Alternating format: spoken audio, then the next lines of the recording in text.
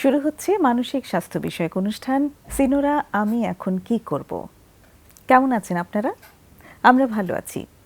এই অনুষ্ঠানে আমরা সম্পর্কের বিভিন্ন দিক নিয়ে কথা বলে থাকি। সপ্তাহ ঘুরে আবারও এই অনুষ্ঠানের সময় চলে এলো। আবারও সম্পর্ক নিয়ে আমরা কথা বলবো, মনের স্বাস্থ্য নিয়ে আমরা কথা বলবো। আজ আমরা কথা বলবো সংসার নিয়ে। এই একটা খুব প্রচলিত টার্ম আছে, সংসার। পরিবার আছে, সংসার আছে, আসলে পার্থক্যটা কি, বা আসলে সংসার বলতে আমরা কি বুঝি, সেই নিয়েই আমরা আজকে কথা বলবো। আর এই বিষয়ে কথা বলার জন্য আমরা স্টুডিওতে আমন্ত্রণ জানিয়েছি দুজন বিশেষ ব্যক্তিকে। আমাদের সাথে আছেন ডাক্তার চিরঞ্জীব বিশ্বাস, তিনি মনোরোগ বিশেষজ্ঞ, আছেন উত্তরা মহিলা মেডিকেল কলেজ হাসপাতালে। এবং আরও আছেন মরিয়ম সুলতানা, তিনি সাইকোলজিক্যাল কাউন্সিলর, কাজ করছেন একটি মানসিক স্বাস্থ্য সেবা কেন্দ্রে, সেটির নাম হচ্ছে PHWC। আপনাদের দুজনকে স্বাগতম।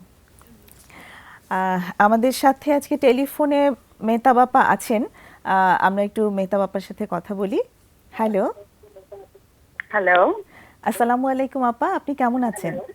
এই তো আপা, আপনাকে আমরা বেশ তোমরা মিস ভালো? করছি।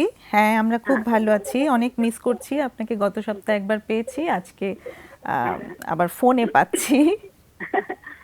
এই, সেই জি আজকে টপিকটা নিয়ে একটু কিছু বলতে হবে। জি সেটা টপিকটাতে তো আমরা সংসারের কথা বলছি। তো শিওর। তো সংসার যখন আমরা বলি তখন আমার কাছে মনে হয় যে আমরা বোধহয় ফোকাসটাকে সরিয়ে ফেলি। আসলে একটি দাম্পত্য সম্পর্কের ভেতর দিয়ে একটি সংসার শুরু হয়। তো কিন্তু আমরা খালি বলি যে সংসারটা টিকে থাকলো না, সংসারটা টিকিয়ে রাখতে তুমি পারলে না। বিশেষ করে মেয়েদের দিকেই বেশি নির্দেশ করা হয় যে সংসার সুখের হয় রমণীর গুণে। আমরা দেখেছি নাটক নভেলে এই কথাটা নিয়ে অনেক আলোচনা আছে, অনেক অনেক নাটক করা হয়েছে। আমি দেখলাম দি জলসাতে একটা বেশ অনেক লম্বা সময় ধরে একটি সিরিজ হয়েছে এই সেন্টেন্সটাকে নিয়ে। তো যাই হোক, যখন আমরা সংসার বলি, আমার যে আমার এক্সপিরিয়েন্সে আমি যাদেরকে পাই, আমার কাউন্সিলিং এক্সপিরিয়েন্সে, সেখানে মেয়েরা খুব বলে যে আমার সংসারটা টিকিয়ে রাখতে পারলাম না। কিন্তু সমাজ তার দিকে আঙুলটা নির্দেশ করে, তো টিকিয়ে রাখার দায়িত্বটা তার উপরে পড়ে যায়। এবং সে অনেক সময় দুঃখ করে বলে আমি এত সুন্দর করে সংসারটা গুছিয়েছিলাম, একটা একটা করে জিনিস কিনেছি, সাজিয়েছি, আমার সংসারটা টিকিয়ে রাখতে পারলাম না। অনেক সময় অনেকে বলে সংসারটা টিকিয়ে রাখার জন্য একটি সন্তান নিয়ে আসো, তাহলে টিকে থাকবে।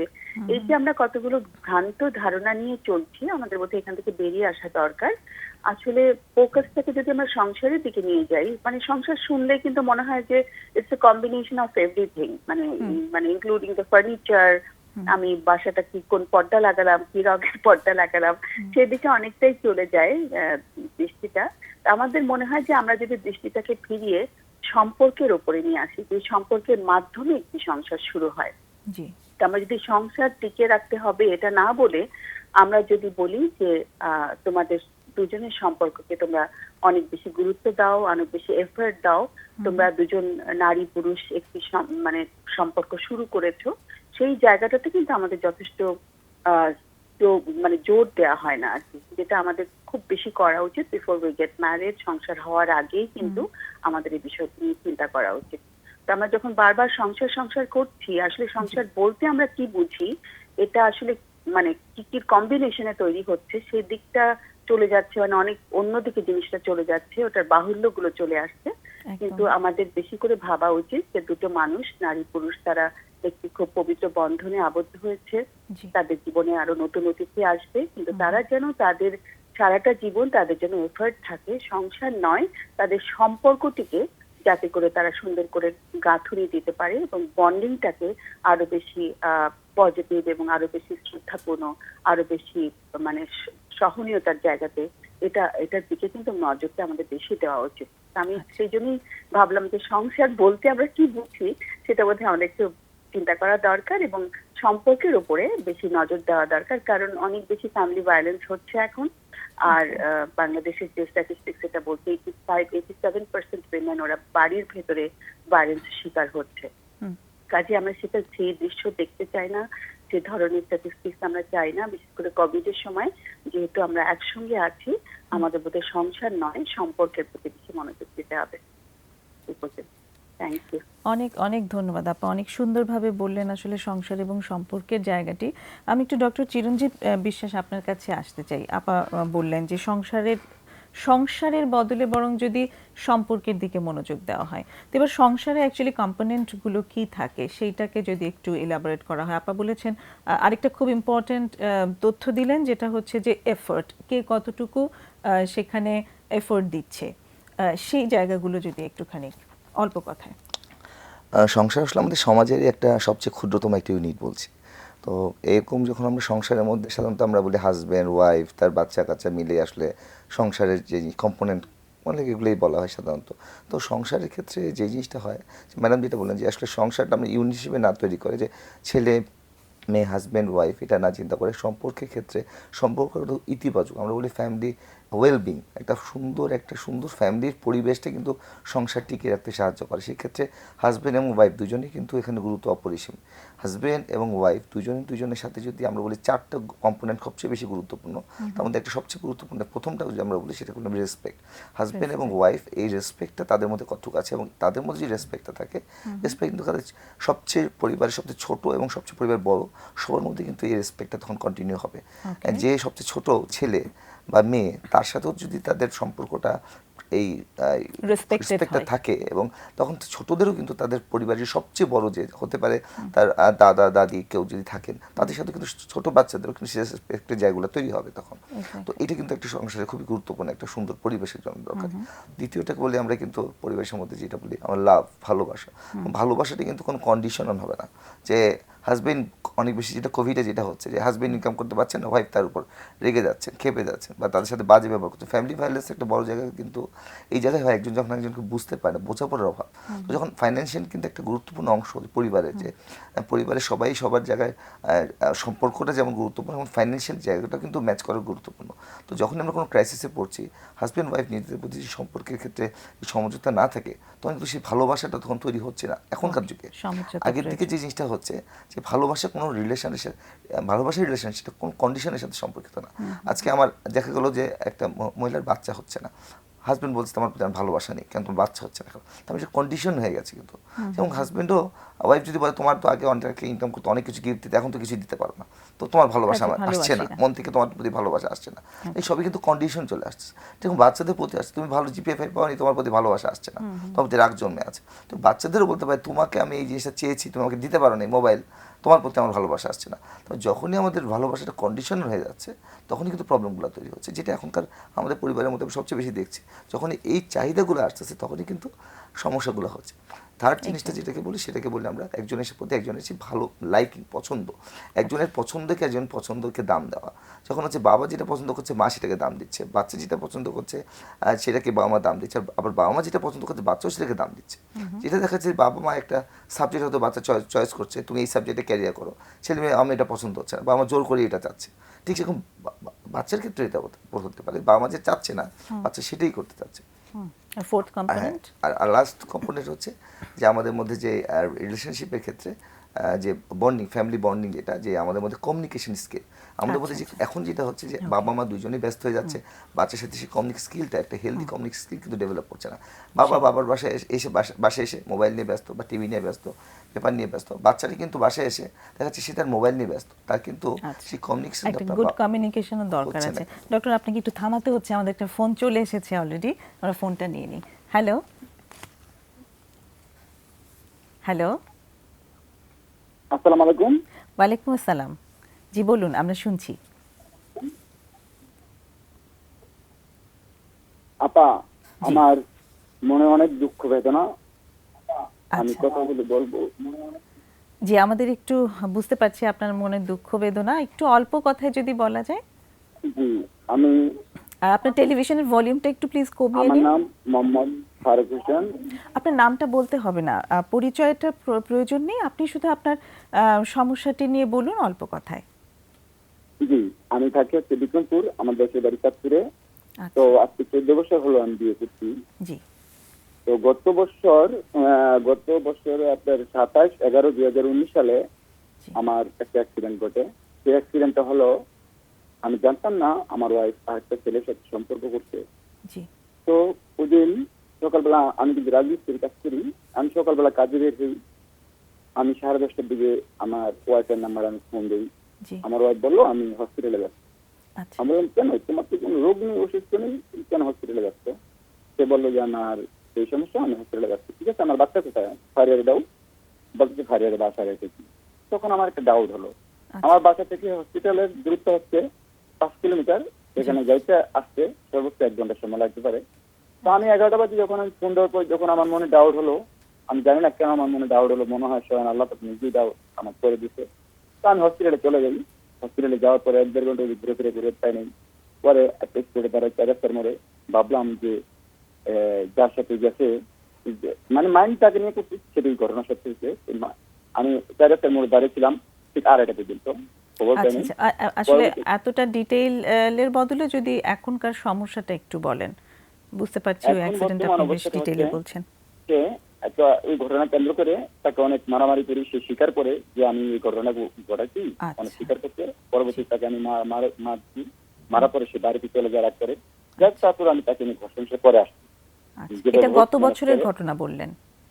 জি, এটা গত বছরের ঘটনা ছিল? এটা গত বছরের ঘটনা। এখন বিষয় হচ্ছে বিগত 5 তারিখে, চলতি মাসের 5 তারিখে সে আমার বাসা থেকে আমার ঘরের স্বর্ণ অলংকার যা আছে, আপনার ঘর এমনকি 5টা বিজনেস সার্ভিস ছিল, বিজনেস সার্ভিস সহ এভরিথিং অনেক কিছু নিয়ে সে আমার ঘর থেকে বের হয়ে যায়, তার বাপের বাড়িতে চলে যায়। তো বাপের বাড়ি সেটাই, সেটা আমার বাড়ি, নিজের বাড়ি একবারই। আচ্ছা তো দুঃখজনক হলেও সে আজও আমার কাছে ফোন দেয় না, আমি তার সাথে কোনো যোগাযোগ করতে পারি না। সে যদি আছি, যদি আত্মীয় স্বজনের সাথে যোগাযোগ করি, সে আমার সাথে কথা বলে না। আচ্ছা এখন বিশেষ করে সে যে আমাকে ছেড়ে আমার ছেলে মেয়ে তিনি চলে গেল, এখন এটার আমি কি করবো? আর যে ছেলের সাথে কেন্দ্র, এই ছেলেটা আমার কাছে আমার পাশেই, মানে আমার থেকে প্রায় আধা কিলোমিটার দূরত্ব, জি। সেখানে থাকে। এখন আমি আবার কি করব, আমাকে একটু বুঝেন। আজকে 14 বছরের সংসার সে এভাবে ভেঙে যাবে, 14 বছর। আমার অপরাধটা কোথায়? কেন আমার সাথে এই ধরনের কিছু হচ্ছে? আমি আমাকে সত্যি একটা দিক নির্দেশনা দিবেন, আমার অপরাধ কোথায়? কেন সে আরেকটা ছেলের সাথে এই জন্য কাজ করে আমার ছেলে মেয়েকে নিয়ে চলে যাবে? আপনার ছেলে মেয়েদেরকে সাথে নিয়ে বাড়ি গেছে? থেকে সে গার্মেন্টে চলে গেছে, এটা কি আমি মেনে নিতে পারি বলেন? আপনার ছেলে মেয়েরাও সাথে চলে গেছে? হ্যাঁ, আমার ছেলে মেয়েকে তার বাপের বাড়িতে যায় 4 দিনের মাথায় আমার ছেলে মেয়েকে তার নানির কাছে রাইখা, আমার ছেলে মেয়ের নানা নানির কাছে রাইখা আমার ওয়াইফ চলে যায় গার্মেন্টসে চট্টগ্রামে। সে এখন চট্টগ্রামে গার্মেন্টসে আছে। আমি সব রিয়েল খবরগুলি পাচ্ছি, কিন্তু দুঃখজনক সে আমার বাচ্চাগুলো, এই 5 বছরের একটা বাচ্চা, 12 বছরের একটা বাচ্চা, এই বাচ্চাগুলো দেখে রাইখা সে কিভাবে চলে গেল, এটা এখন আমি কি করবো? আমাকে একটু ভালো একটা দিক নির্দেশ দেন, আমি কোন জায়গায় গেলে আমি এই সমাধানটা পাবো প্লিজ। ওকে, আমরা প্রশ্নটা পেয়ে গেছি। অতিথিদের কোনো আমার কাছে প্রশ্ন একটু আছে? প্রশ্ন আছে। আপনার ওয়াইফের সাথে আপনার কি কখনো সম্পর্কে কোনো টানাপোড়েন ছিল? জি, আমি কথাটা বুঝি নাই। আপনার ওয়াইফের সাথে আপনার সম্পর্কে কি টানাপোড়েন ছিল? মানে আপনাদের সাথে রিলেশনশিপটা কেমন ছিল? আমাদের লাভ ম্যারেজ, আমাদের হচ্ছে লাভ ম্যারেজ। আচ্ছা দীর্ঘদিন সুসম্পর্ক বয়ে আসছে, সবসময় ভালো। এর মধ্যে ঝগড়া বা এর মধ্যে আপনার ওয়াইফের সাথে আপনার মধ্যে মনোমালিন্য, কথা বলছেন না, রাগ হচ্ছেন, একজনের সমস্যাগুলো সমাধান করছেন না, সমঝোতা, বিশ্বাস, সেই ভালোবাসা, সেই সম্পর্কগুলো কত মজবুত বলে আপনার কাছে মনে হয়েছে? স্যার, ওই যে 1 বছর আগে যে ঘটনা ঘটছে, এটাকে কেন্দ্র করে মাঝে মধ্যে বলতাম, তুমি দেখো, তুমি তোমার সতীত্বের পরিচয় আল্লাহর কাছে দিতে পারবে না, আমার কাছে দিতে পারবে না। তো এটা নিয়ে মাঝে মাঝে তাকে আঘাত, মানে এটা বলা মানে তাকে আঘাত করা, সেটা সে নিয়ে আরো দ্রুত প্রতিবাদ করতো, আমার সাথে মেজাজ খারাপ করতো। এটা নিয়ে তার সাথে বেশিরভাগই কথা হইতো। তাকে বেশি ডিস্টার্ব করতাম না, শুধু মাঝে মধ্যে বলতাম এটাই, যে তুমি তোমার সতীত্বটা ধ্বংস করে দিলা, কেন এই কাজটা করলা? এটাই, মানে আমার মনকে তো মানাতে পারি না যে আমার 14 বছর পর আমার ওয়াইফ বুঝতে পারছি। আপনাদের সম্পর্কটা কি গত 1 বছরের আগে কি সম্পর্কটা ভালোই ছিল, একদম প্রথমে যেমন ছিল সেরকমই? জি জি জি জি। কোনোভাবেই আপনার কাছে মনে হয়নি যে বিশ্বস্ততার অভাব আছে কিংবা কেউ সংসারে অমনোযোগী, এরকম আপনাদের কারোর মনে হয়নি? না না, আমাদের সংসারটা দেখেন, আমার ছেলেটা 5-এ পড়ে। আমাদের সংসারটা আগে আপনাদের সবকিছু ঠিক ছিল, কিন্তু গত বছর ওইটা ধরা খাওয়ার পরে, মানে আজ এই 1 বছর আমার সংসারটা এলোমেলো। আচ্ছা, আপনি আরেকটা কথা বলেছিলেন যে ওই যে একটু ফিজিক্যাল ভায়োলেন্স হয়েছে, আপনি ওনার গায়ে হাত তুলেছেন। আপনাদের কি রাগারাগি হলে গায়ে হাত তোলার এই প্র্যাকটিসটা আগে থেকেই আছে নাকি শুধু ওই সময়ই হয়েছে? না না না, আগে থেকে কোনো মারামারি আসছে না। মারামারিটা করছি যে আরেকটা ছেলের সাথে গেছি, এই দিনও মারছি, তাও সে মারতে ছিল একদিন, দ্বিতীয়বার তাকে কোনো আঘাত করা হয় নাই। এই যে আজকে 5 তারিখে চলে গেল, এখানে তার আগের দিনও তার সে আমার কাছে ছিল, রাত্রে তাকে সাধারণ একটু জ্বর ছিল, আমি শরীর মুছতে দিচ্ছি, সকালে সে আমাকে নাস্তা দিচ্ছি, আমি কাজে যাওয়ার পর সে আমাকে ফোনে কথা বলছে। আচ্ছা, ঠিক তারপরে আছে। 9টা পৌনে 9টার দিকে সে নাকি আমার বাচ্চা বেরিয়ে যায়। আমরা যতটুকু আলোচনা একটু করি, সুরভি তোমার কোনো প্রশ্ন আছে? না, আমার কোনো প্রশ্ন নেই। জি ম্যাডাম, আমরা আপনার প্রশ্নটা পেয়ে গেছি। আপনি আসলে মানে এখন খুব রিসেন্ট এই ঘটনাটা, আপনি বললেন যে এই মাসের 5 তারিখে উনি চলে গেছেন এবং এই বিষয়টা আপনি এখন আর মেনে নিতে পারছেন না কোনোভাবে, এখন আপনি চিন্তাও করে পারছেন না যে কি করবেন আপনি। তো আপনার জন্য আমাদের অনেক সহমর্মিতা রইল, শুভ কামনাও রইল। আপনি আমাদের অতিথিদের আলোচনার সঙ্গে থাকুন। অনেক ধন্যবাদ আপনাকে। সুরভি, তোমার কাছ থেকে শুরু করি। এই জায়গাটাতে কি বলতে চাও আসলে ওনার যে বিষয়টা চলছে? আমার কাছে শুনে মনে হয়েছে যে একটা 14 বছরের সম্পর্ক, এই সম্পর্কটা আসলে ভেঙে যাওয়া খুবই একটা কষ্টকর বিষয়, যেটা উনি প্রথমেই ফোন দিয়ে বলেছিলেন যে ওনার মনে অনেক দুঃখ, অনেক বেদনা। সো আমি প্রথমে তার এই দুঃখ বেদনাটার সাথে সহমর্মিতা জানাই, কারণ এত বছরের একটা সম্পর্ক ভেঙে যাওয়া আসলে খুব সহজ কথা না। এবং ওনার যেহেতু বাচ্চা আছে, সো ওই ক্ষেত্রেও হয়তো বাচ্চার সাথে সম্পর্কটা, এবং বারবার বলছিলেন যে বাচ্চাকে রেখে কিভাবে চলে গেল এবং ওদের নানির কাছে রেখে চলে গেল। তো আমার কাছে মনে হচ্ছে যে মানে এত কষ্ট দুঃখের মধ্যেও উনি যদি একটু চিন্তা করেন যে আসলে এই যে বিশ্বাসটা ভেঙেছে, এই বিশ্বাসটা কোনোভাবে আসলে মানে জোড়া লাগানোর মতো কিনা, কারণ হচ্ছে বিশ্বাস জিনিসটা খুবই আসলে মূল্যবান একটা বিষয় সম্পর্কের ক্ষেত্রে, সম্পর্ক ধরে রাখার ক্ষেত্রে। সো ওই জিনিসটা আসলে ভেঙে গেছে কতখানি, সেটা নিজেও একটু অ্যানালাইজ করে দেখা যে আমার বিশ্বাসটা আসলে কতখানি ভেঙে গেছে, এবং আমি যে এখনও আসলে সম্পর্কটাকে জোড়া লাগাতে চাচ্ছি কিনা, নাকি সম্পর্কটা যে ভেঙে গেছে সেই জায়গাটায় এখনও ভীষণ কষ্ট পাচ্ছি, মানে আসলেই আমি সম্পর্কটাকে আবার পুনরায় ভাবতে চাই কিনা, সেই একটা জায়গা আমি বলবো ওনাকে যদি একটু ভেবে দেখে তাহলে এই জায়গাটাতে বোধহয় আসলে যেহেতু 1 বছর ধরে ইস্যুটা চলছে এবং ফাইনালি উনি আসলে চলেই গেছে, বোঝা যাচ্ছে যে সম্ভবত এই সম্পর্কটা আবার রিউনিয়ন বোধহয় হবে না। ওই জায়গাটা ওনার জন্য অ্যাকসেপ্টেন্সের একটা বিষয়, যে ওইটা ধীরে ধীরে মেনে নেওয়া। এবং আমি আরেকটু বলবো যে উনি আসলে মানে উনি কিন্তু সম্পর্কটা ভাঙে নেই। তো আমার কাছে মনে হয় যে ওনার আসলে নিশ্চয়ই সম্পর্ক ধরে রাখার কিছু কোয়ালিটিস নিশ্চয়ই আছে। সো আমি বলবো যে ওই কোয়ালিটিসগুলিকেও সে যদি নিজের ক্ষেত্রে নিজে ভ্যালু করতে পারে, যে আমি নিজেকে একটু মূল্যায়ন করা, কারণ উনি খুবই নিশ্চয়ই ভেতরে ভেতরে অপরাধ বোধ হচ্ছে, ভেতরে ভেতরে খুব মানে পরাজিত একটা ভাব যে আমাকে কেন এভাবে ফেলে গেল। তো সেই জায়গাগুলোতে উনি যাতে একটু নিজের পাশে নিজে দাঁড়ান, নিজের অন্তত যত্ন নেন, সেই রিকোয়েস্টটা আমরা রাখছি। এবং উনি যদি কোনো মানসিক সাহায্য নিতে চান সেটাও আমরা ওনার জন্য আমাদের সাজেশন থাকবে যে আপনি কোনো যদি হেল্প নেন, এখন অনলাইনে অনেক হেল্প পাওয়া যাচ্ছে, অনেকেই সেবা দিচ্ছে। আপনি যদি নিজের জন্য একটু মানসিক সেবা নেন, কোনো কাউন্সিলিং হেল্প নেন, আপনার জন্য খুব উপকার হবে। অনেক ধন্যবাদ। আমরা আমাদের বিরতির সময় হয়ে গেল। সুধী দর্শক, আমরা ছোট্ট একটা বিরতি নিয়ে এখনই ফিরে আসছি, আমাদের সঙ্গে থাকুন।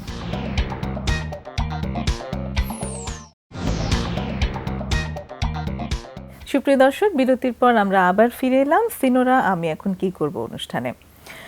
ডক্টর চিরঞ্জীব, আপনার সাথে বিরতির আগের প্রশ্নটি নিয়ে যদি একটু আলাপ করি, যে আমরা আসলে শুরুতে যে বিষয়টি নিয়ে বলছিলাম যে সংসার এবং সম্পর্ক, সংসারে সম্পর্কের জায়গাটা কোথায়, এবং এই যে ফোন কলটি আসলো সেখানে কিন্তু আমরা একদমই বুঝতে পারলাম যে আসলে সংসারে সম্পর্কটির জায়গাটি বরং নড়বড়ে হয়ে গেছে, এবং সে যখন সম্পর্ক নড়বড়ে হয়ে গেছে তখনই আসলে সংসারটা ভেঙে যাওয়ার একটা উপক্রম হয়েছে। তো এই জায়গাটাতে আপনি ওনাকে কি বলতে চান, যিনি ভদ্রলোক? প্রথমে 14 বছরের পছন্দ করে বিয়ে করা, তারপরে এবং তারপর যে সম্পর্কটা ভেঙে যাওয়া, এটা অবশ্যই ওনার জন্য অনেক কষ্টদায়ক। এর জন্য আমি অবশ্যই অনেক সহমর্মী ওনার প্রতি। কিন্তু এটাও ঠিক যে এই জিনিসটা কিন্তু একদিনে হয়নি, এটা হয়তো আস্তে আস্তে হয়েছে। যে জিনিসটা হয়তো ওনাকে আরেকটু সচেতন হলে, বা অত উনি এই ক্ষেত্রে পরিবারের যদি কোনো জায়গায় কোনো সমস্যা, অত উনি সমস্যাটা অত গুরুত্ব দেননি বা অত বড় প্রবলেম বুঝতে পারেননি যে এই পর্যায়ে যাবে। তো সেই ক্ষেত্রে যদি উনি এই ক্ষেত্রে একজন সাইকোলজিস্ট বা কারো যদি একটু হেল্প দিতেন, যে আমার যে সম্পর্কটা আরো কত সুন্দর করতে পারি, আমাদের মধ্যে কতটুকু আন্তরিক বানাতে পারি, বা আমাদের মধ্যে সম্পর্কের ক্ষেত্রে কীভাবে আরো উন্নতি করতে পারি, যে জায়গাগুলোতে আমাদের মধ্যে একজনের প্রতি একজনের শেয়ারিং জায়গা, এই যে ওয়াইফের প্রতি তার প্রতি যদি তার হতে পারে, সবাই তো পারফেক্ট না, সবাই দোষ কেটে মিলিয়ে মানুষ, হ্যাঁ ওনারও হয়তো কোনো দোষ থাকতে পারে, ওয়াইফেরও কোনো দোষ থাকতে পারে, তাই বলে সম্পর্ক আরেক সম্পর্কে যাওয়াটাই কিন্তু কোনো সমাধান না। কারণ আমাদের মধ্যে যখন একটা আশার জায়গা তৈরি হয় যে আরেকজন সে হয়তো ওর থেকে বেটার তুলনা যখন করে, তখন কিন্তু বেটারই কিন্তু কোনো শেষ নেই। তো দেখা যাবে ওই সম্পর্কে যেটা আছে, উনি যদি ওনার মধ্যে এই আচরণটা থাকে, তাহলে উনি কিন্তু ওই সংসারটা ওনার মধ্যে সেইভাবে আনন্দ দেবেন। এখন উনি দেখবেন যে তার মধ্যে অনেক প্রবলেম আছে যেটা হয়তো উনি হাজব্যান্ডের মধ্যে নেই, উনি হাজব্যান্ডেও তো তখন মনে করবে যে হাজব্যান্ড অনেক দিক দিয়ে ভালো। তো যখন একটা মানুষ একজনের মানুষের সাথে দীর্ঘদিন থাকবে, তখনই কিন্তু তার দোষ ত্রুটিগুলো তার চোখে ধরা পড়বে। আর উপর থেকে কিন্তু অনেক ভালোই মনে হয় যে না সে অনেক ভালো, সে সাথে থাকলে তখন বুঝতে পারে। আমার মনে হয় হয়তো ওনার অনেক ভালো দিক আছে, হয়তো ওয়াইফ লক্ষ্য করেনি। তো আমার মনে হয় এই জায়গাগুলো যদি আগের থেকে একটু ডেভেলপ করা যেত, ওনার ভালো গুণগুলা আরো বাড়ানো যেত, ওয়াইফ যদি ভালো দিকগুলো বুঝতে পারতো, ঠিক সেরকম তাদের সম্পর্কে শেয়ারিং জায়গাগুলো হতো, যে একজনের কোনো সমস্যা যদি হতো একজন শেয়ার করতো যে আমার এই জায়গায় প্রবলেম হচ্ছে বা এই জায়গাটা কী করা যেতে পারে, যেই সহযোগিতার জায়গা এবং একজনের আলোচনার জায়গা, মানে একটা সমঝোতার জায়গা যদি তৈরি হতো, তাহলে কিন্তু এই সম্পর্কটা হয়তো এক সমাধানটা এইভাবে হয়তো হতো না। এখন হয়তো ছেলে মেয়ে হতে পারে, ছেলে মেয়েরাও কিন্তু তারা সাফার হচ্ছে। তো সব দিক থেকে কিন্তু সম্পর্কটা একটু মানে এটা কিন্তু উনাকে খালি কষ্ট দেয়নি, ছেলে মেয়েদের মধ্যেও কিন্তু একটা বড় ইমপ্যাক্ট ফেলেছে। এখন এই জায়গাগুলো থেকে আমরা বলি অ্যাডজাস্টমেন্ট ডিসঅর্ডার, যখন একটা সাময়িক হঠাৎ করে আনসার্টেন একটা কিছু ঘটে যায়, উনি হয়তো ভাবতে কখনো পারেননি এই জিনিসটা, এই জন্য কষ্টটাও কিন্তু অনেক বেশি পাচ্ছেন। তো এই খেয়ালটা আসলে একটু আগে থেকে করলে পারা যেত হয়তো, যে কারণ 14 বছর কম সময় নয়, সেখানে কখন থেকে আসলে সম্পর্কটা একটু আলগা হতে শুরু করেছে, তো সেই জায়গাটা আমরা তো এগুলো বুঝতে পারি না, তখন আমরা হেল্পের জন্য যেতে পারি না। তো এখন যেটুকু আমার জন্য পরামর্শ হচ্ছে যে আপনি যে পজিশনে আছেন, আমি দেখছি যে আপনার কথার মধ্যে আপনি অনেক ইমোশনাল আবেগপ্রবণ হয়ে যাচ্ছেন, আপনার কষ্ট কাজ করছে, হয়তো ঘুম হচ্ছে না বা হতাশ হয়ে যাচ্ছেন, কি করবেন ভবিষ্যৎ নিয়ে দেখছি অনেক দ্বিধাহীনতা কাজ করছে। তো এই ক্ষেত্রে আমি মনে করি কিছু যদি আপনি সাইকোথেরাপি নেন, কথা সেশন নেন, যে এই জায়গা থেকে কীভাবে জীবনে মানে এক জায়গায় থেমে যাওয়া কিন্তু সমাধান না, যে আপনি কিন্তু থেমে গেছে একটা ঘটনার কারণে আপনি জীবন থেমে যায়নি, আপনাকে কিন্তু সামনে চলতে হবে এবং সামনে আপনাকে আরো ভালোভাবে চলতে হবে। তো সেক্ষেত্রে আপনি যদি মানসিকভাবে স্ট্রেন্থেন না করেন, তাহলে কিন্তু আপনার সন্তানও কিন্তু সাফার করবে। তো আপনার সন্তানের কথা চিন্তা করো, আপনাকে যেটা করতে হবে, আপনি যদি একজন সাইকিয়াট্রিস্ট এর সাথে যে কিছু ওষুধ খান, কারণ আপনার যে কোনো দেখছি কিছু বিষণ্ণতা সিমটম চলে আসছে, সেই ওষুধ খেলে হয়তো এই জায়গাটা আপনি ইজিলি রিকভার করতে পারবেন। তার সাথে সাইকোথেরাপিগুলো আপনাকে হেল্প করবে ভবিষ্যতে আপনি আপনার লাইফটাকে এটাই মেনে নিয়ে কিভাবে আপনি সামনের দিকে এগোতে পারবেন, লাইফটাকে সুন্দর করতে পারবেন, যেটা সাজেস্ট করেছি। Thank you doctor. আমরা আমাদের নেক্সট কলে চলে যাই। হ্যালো। ঠিক আছে ভাই, আমি রেডি আছি। জি হ্যালো, বলুন, আমরা আসসালামু শুনছি। আলাইকুম। ওয়ালাইকুম আসসালাম, কেমন আছেন আপনি? জি সরি, আমি শুনতে পাইনি। জি বলুন, আমরা শুনছি। আপনি কি প্রশ্নটা করতে চাইছেন বলুন, আমরা আছি। ও আচ্ছা, আমি আসলে আমার একটু সময়ও লাগবে, আসলে পুরো আমার জীবনের গল্পটা আমি বলতে চাচ্ছি। আচ্ছা, জীবনের পুরো গল্প অবশ্য আমরা শুনতে সময় পাবো না, একটু যদি সংক্ষেপে ছোট্ট করে বলা যায়। আচ্ছা ঠিক আছে, চেষ্টা করব, কারণ আমাদের অনুষ্ঠানের সময়টা তো খুব অল্প। আচ্ছা ঠিক আছে, শুনতে পারলে অবশ্যই ভালো লাগতো, কিন্তু অল্প করে এখনকার সমস্যাটি যদি একটু বলা যায়। আচ্ছা জি। সবচেয়ে বড় বিষয় হলো যে আজকে থেকে জি আমি বিবাহিত আর কি। জি আমার দুটো বাচ্চাও আছে। জি। আমি আবার একটা বিয়ে করি আজকে থেকে 8 বছর আগে। মানে প্রথম স্ত্রী থাকা অবস্থায় আমি আর একটা বিয়ে করি 8 বছর আগে। ওকে। জি। তার সাথে আমি প্রচন্ড ভাবে তাকে আমি ভালোবাসি। জি। আপনি যে সন্তানদের কথা বললেন, তারা কি এই মানে দুই ওয়াইফের কাছ থেকে নাকি একজনের? না, একজনের কথা বলছি। একজনের কাছে দুটো বাচ্চা আছে, সেটা বলছি। প্রথম জন না সেটা দ্বিতীয় জন? হ্যাঁ, আর পরের স্ত্রী আমার আরেকজনের সাথে সংসার করতেছে। ও আচ্ছা, জি বলুন, আমরা শুনছি। সে প্রথমের দিকে আমাকে বলছিল যে সে যে ঘরের মধ্যে ছিল, যে ছেলেটার সঙ্গে তার সম্পর্ক ছিল, অর্থাৎ সে যার স্ত্রী হিসেবে ছিল, সেক্ষেত্রে তার সাথে সে যে ধরনের আচরণগুলো করত, যাই হোক আর কি, হয়তো তার মধ্যে আমি ওর মধ্যেই ঢুকে পড়ি আর কি। তার সঙ্গে আমার একটা ভালো একটা গুড রিলেশন হয়, এরকম হতে হতে তাকে আমি বিয়েও করি। আচ্ছা আচ্ছা, মানে ওই তিনি আসলে আরো অন্য একটা সম্পর্কেও ছিলেন আগে? হ্যাঁ, সে আসলে অন্য একটা সম্পর্কে ছিলেন। আমিও বিবাহিত, সেও বিবাহিত, ঠিক আছে। তারপরে আমাদের মধ্যে একটা সম্পর্ক গড়ে ওঠে।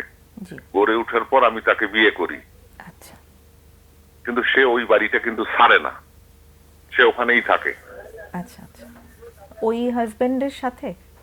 জি, ওই হাজবেন্ডের সঙ্গেই থাকে। আচ্ছা আচ্ছা। জি, তারপর? তারপর দীর্ঘদিন থেকে এভাবে যাচ্ছে। এখন আমি তাকে আসতে বলি আমার কাছে, সে আসে না, বিভিন্ন ধরনের কথাবার্তা বলে। আপনাদের বিয়েটার কথা কেউ জানে? হ্যাঁ, বিয়েটার কথা আমরা আইনগতভাবে বিয়েটা করছি, কিন্তু অনেকেই হয়তো বা জানে না। আচ্ছা, কিন্তু এটা কিভাবে হলো আসলে? একটা বিয়ে থাকা অবস্থায় আরেকটি বিয়ে তো করা যায় না, হ্যাঁ, স্পেশালি যায় না। মেয়েদের তবে ক্ষেত্রে। আমি প্রথম স্ত্রীকে তালাক দিছি কাজী অফিসে, আচ্ছা আর ওকে আমি তালাক দেওয়াইছি কাজী অফিসে। আচ্ছা আচ্ছা। দেওয়ার পর আমরা বিয়েটা করছি। আর আপনার যে সেকেন্ড ওয়াইফ, সে কি তার হাজবেন্ডকে তালাক দিয়েছিল? হ্যাঁ হ্যাঁ হ্যাঁ হ্যাঁ, তালাক দিছিল, সে পেপারসও আছে আমার ও কাছে। আচ্ছা আচ্ছা আচ্ছা। জি তা সেক্ষেত্রে তো অবশ্যই আমরা দুইজন স্বামী স্ত্রী, তাই নয় কি? জি আইন তো তাই বলে। জি। তারপর এখন কি হচ্ছে? এখন সমস্যা হচ্ছে যে সে আমাকে দেখতে পারে না। সে অজস্র ভাষায় মানে গালিগালাজও করে, কিন্তু আমি তাকে ছাড়তেও পারি না। আচ্ছা আচ্ছা। তো আপনার প্রথম স্ত্রীকে তো আপনি তালাক দিয়েছিলেন, মানে সেইটা কি ঠিক আছে, নাকি তার সাথেও আপনার সম্পর্ক আছে? হ্যাঁ, তার সাথে আমার সম্পর্ক আছে। আচ্ছা, আপনারা দুজনেই প্রথম পক্ষের পরিবারের সঙ্গেই সম্পর্ক রাখছেন? রাইট। আচ্ছা, ওকে। ঠিক আছে, এবার আমাদের কাছে প্রশ্নটা কি? আপনাদের কাছে প্রশ্ন হচ্ছে এইটা যে আমার দ্বিতীয় স্ত্রী, যে আমি যাকে বিয়ে করলাম, জি তাকে যে আমি এভাবে তার পিছনে আর কি অনেক 8টি বছর ব্যয় করলাম। জি এখন সে আমার সাথে এরকম করতেছে, এখন আসলে আমার করণীয়টা কি? আচ্ছা, ওকে। যে আমি যে তাকে মন প্রাণ দিয়ে চাই যে সে আমার কাছে আসুক, কিন্তু সে আসতে চাচ্ছে না কেন? তাকে জিজ্ঞেস এখন করেছেন? জি, প্রশ্নটা কি তাকে করেছেন আপনি? হ্যাঁ হ্যাঁ হ্যাঁ, প্রশ্নটা তাকে করছিলাম। কি উত্তর সে দিলেন? এলোমেলো উত্তর দেয়। সে বলে যে না, এখন আর আমার প্রয়োজন নাই। আচ্ছা, ওকে। এখন তিনি কি করবেন, এটা ওনার না প্রশ্ন। না, আপনার ওয়াইফের সাথে, আপনার যে প্রথম ওয়াইফের সাথে যে আপনি ডিভোর্স হলো, তারপর আপনার সম্পর্কটা কন্টিনিউ করছেন, তার মানে ডিভোর্সটা আপনার বাতিল করে দিয়েছেন? না না না, বাতিল করি নেই। আমাদের সাথে কোনো ফিজিক্যাল কোনো রিলেশন নাই, কিন্তু আমরা একেবারে একই ছাদের নিচে থাকি। আচ্ছা, আর সে তার যে হাজবেন্ডের সাথে আছেন, সেখানে তো হ্যাঁ। সেও ডিভোর্স দিয়ে দিয়েছেন, তো সেই ডিভোর্সটাও কি বাতিল হয়ে গেছে? না, সেটা বাতিল হয়নি, কিন্তু সেও কিন্তু ওই ছাদের নিচেই থাকে। এখন আপনি যে তার সাথে আপনার ওয়াইফ, প্রথম ওয়াইফের সাথে থাকছেন, এটা আপনি ডিভোর্স হওয়ার পর এটা এই সম্পর্কটা কেন কন্টিনিউ করছেন? কন্টিনিউটা করতেছি এই কারণে, আমি আমার দ্বিতীয় ওয়াইফকে বলছি যে তুমি চলে আসো, তারপরে আমরা একসাথে এখান থেকে আউট হয়ে যাই। বিষয়টা সেরকম, সে আসবে আসবে বলে, কিন্তু সে আর আসে না। আচ্ছা, সে যে তার হাজবেন্ডের সাথে এই যে আপনাকে ডিভোর্স দিয়ে আসলো, মানে ডিভোর্স দিল, এটা কারণটা কি ছিল? মানে আপনাদের যে রিলেশনটা তৈরি হলো, এটার ভিতরে কি জি। কোনো কমিটমেন্ট ছিল যে আপনারা বিয়ে করবেন, বিয়ে করে, নাকি এই ব্যাপারে কনফিউশন ছিল, বা আপনি আপনার ক্ষেত্রে বিয়ের ব্যাপারে যতটুকু আন্তরিক ছিলেন, সে তার ব্যাপারে অতটুকু আন্তরিক ছিলেন না, কনফিউজ ছিলেন? এরকম কি কোনো ব্যাপার ছিল? না হলে বিয়ের পর এখন এই পর্যায়ে এসে সে আসতে চাচ্ছে না, তার মানে কি এখানে কি তার মধ্যে সিদ্ধান্তহীনতা ছিল কোনো? হয়তোবা সে আগে ওই তার হাজবেন্ডকে যেভাবে দেখতো, ডিভোর্সি হাজবেন্ডকে, এখন হয়তোবা সে অন্যভাবে দেখে। আচ্ছা, তার মানে বলছেন যে আপনি আপনাদের তাদের সম্পর্কে টানাপোড়েনের ক্ষেত্রে আপনাদের সম্পর্ক হয়েছে, হয়তো এখন তার হাজবেন্ডের সাথে সম্পর্ক Right, শুরু হয়ে right, যাওয়ার right, কারণে right. আপনাকে সেইভাবে আর গুরুত্ব দিচ্ছে না, কারণ সে Exactly. ওই রিলেশনের সমস্যার কারণে আপনার সাথে ইমোশনালি অ্যাটাচড হয়ে গেছিলেন। সে আমাকে হয়তোবা ব্যবহার করছিল। ওকে। ওনার কিন্তু- প্রশ্নের উত্তর আসলে ওনার নিজের কথার ভেতর থেকেই বোধহয় পাওয়া যাচ্ছে। আচ্ছা, আমি একটা প্রশ্ন হ্যাঁ সুরভির প্রশ্ন আছে।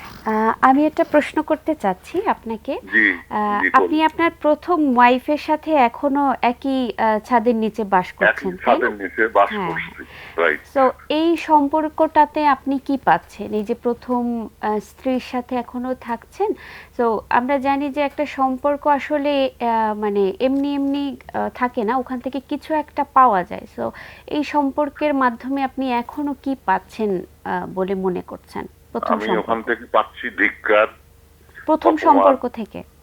হ্যাঁ, প্রথম সম্পর্ক থেকে পাচ্ছি ধিক্কার, অপমান, এগুলোই পাচ্ছি। আচ্ছা, কিন্তু আমি কিন্তু সেখানেও ফিরে যাইতে পারতেছি না। আমি চেষ্টা করছি ও যে আমি আমার প্রথম ওয়াইফের কাছে আবার সবকিছু বলে আমি তার কাছে চলে যাই। আর যে আমার দ্বিতীয় যে স্ত্রী আমাকে যে এরকম করতেছে, আমি তার কাছে না থাকবো না। কিন্তু সমস্যা হলো যে আমি যদি তাকে যদি 24 ঘন্টা আমি তার সাথে কথা বলতে না পারি, আমি এডিক্টেড হয়ে গেছি আর কি। আমি পারি না, নিজেকে সহ্য করতে পারি না। আচ্ছা আচ্ছা, ঠিক আছে। আচ্ছা, তো এই জায়গাটাতে অ্যাকচুয়ালি আমাদের মানে কিছু লিগ্যাল ইস্যুসও আছে যে এটা কি আসলে এইভাবে করা যায় কিনা, যে আপনারা যে দুজন মানে ডিভোর্স হয়েছে তারপরও যে আপনারা একই বাড়িতে আছেন, রাইট। আমার এই প্রশ্ন জায়গাগুলো হচ্ছে আসলে আরো একটা, যে আমার দ্বিতীয় স্ত্রী, সে তার হাজবেন্ডকে তালাক দেওয়াইছে আমি নিজেই। জি। তাইলে করার পরেও সে কিভাবে তার সঙ্গে আসবে?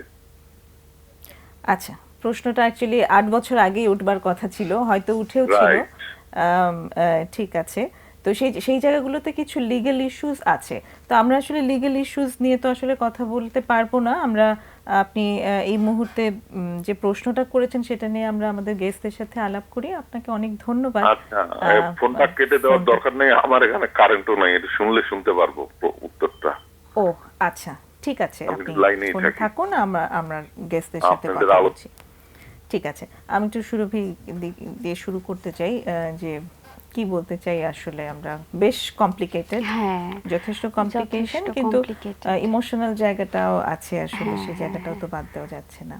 এক্স্যাক্টলি। কি সো বলতে চাই ওই আমরা জায়গা আপনাকে? থেকে আমার কাছে মনে হয় যে প্রথম সম্পর্কটাতে সে আবার ফিরে যেতে চেয়েছিল, যে প্রথম সম্পর্কটা আবার যাতে করে আবার শুরু করা যায়, ওই একটা হোপ নিয়ে সে এগিয়েছিল। যখন দেখলো যে দ্বিতীয় সম্পর্কটা আসলে আগানো যাচ্ছে না, এবং একটা কোশ্চেন উনি লাস্টের দিকে করেছেন যে আমি জানতে চাই যে কি করে সে, মানে কেন সে আমার কাছে আসছে না, সেকেন্ড ওয়াইফের কথা বলছেন। উত্তরটা কিন্তু আসলে- ওনার কাছ থেকে পাওয়া গেছে হ্যাঁ, আসলে, যে হ্যাঁ। হয়তো সম্পর্কটা আবার রিনিউ হয়ে হ্যাঁ, গেছে ওনার হ্যাঁ, exactly. এক্স তো হাজবেন্ডের সাথে। ওই জায়গাতে আসলে ওনার দ্বিতীয় ওয়াইফই ভালো জানে আসলে কি কারণে আসলে সে তার কাছে ব্যাক করছে না। তো আমার কাছে মনে হচ্ছে যে উনি যদি একটু নিজের সম্পর্কগুলাকে একটু নিজে মানে ঢেলে দেখতে চায় যে কি কি আসলে হচ্ছে, এবং কোন জায়গাটাতে ইমোশন জড়িত বেশি, কোন জায়গাটাতে আবার রিয়েলিটি জড়িত বেশি, এবং কোনটা এতটুকু হলে ওনার পক্ষে এখন কন্টিনিউ করা সম্ভব, এবং কন্টিনিউ করলে সেটা কিভাবে সম্ভব হতে পারে।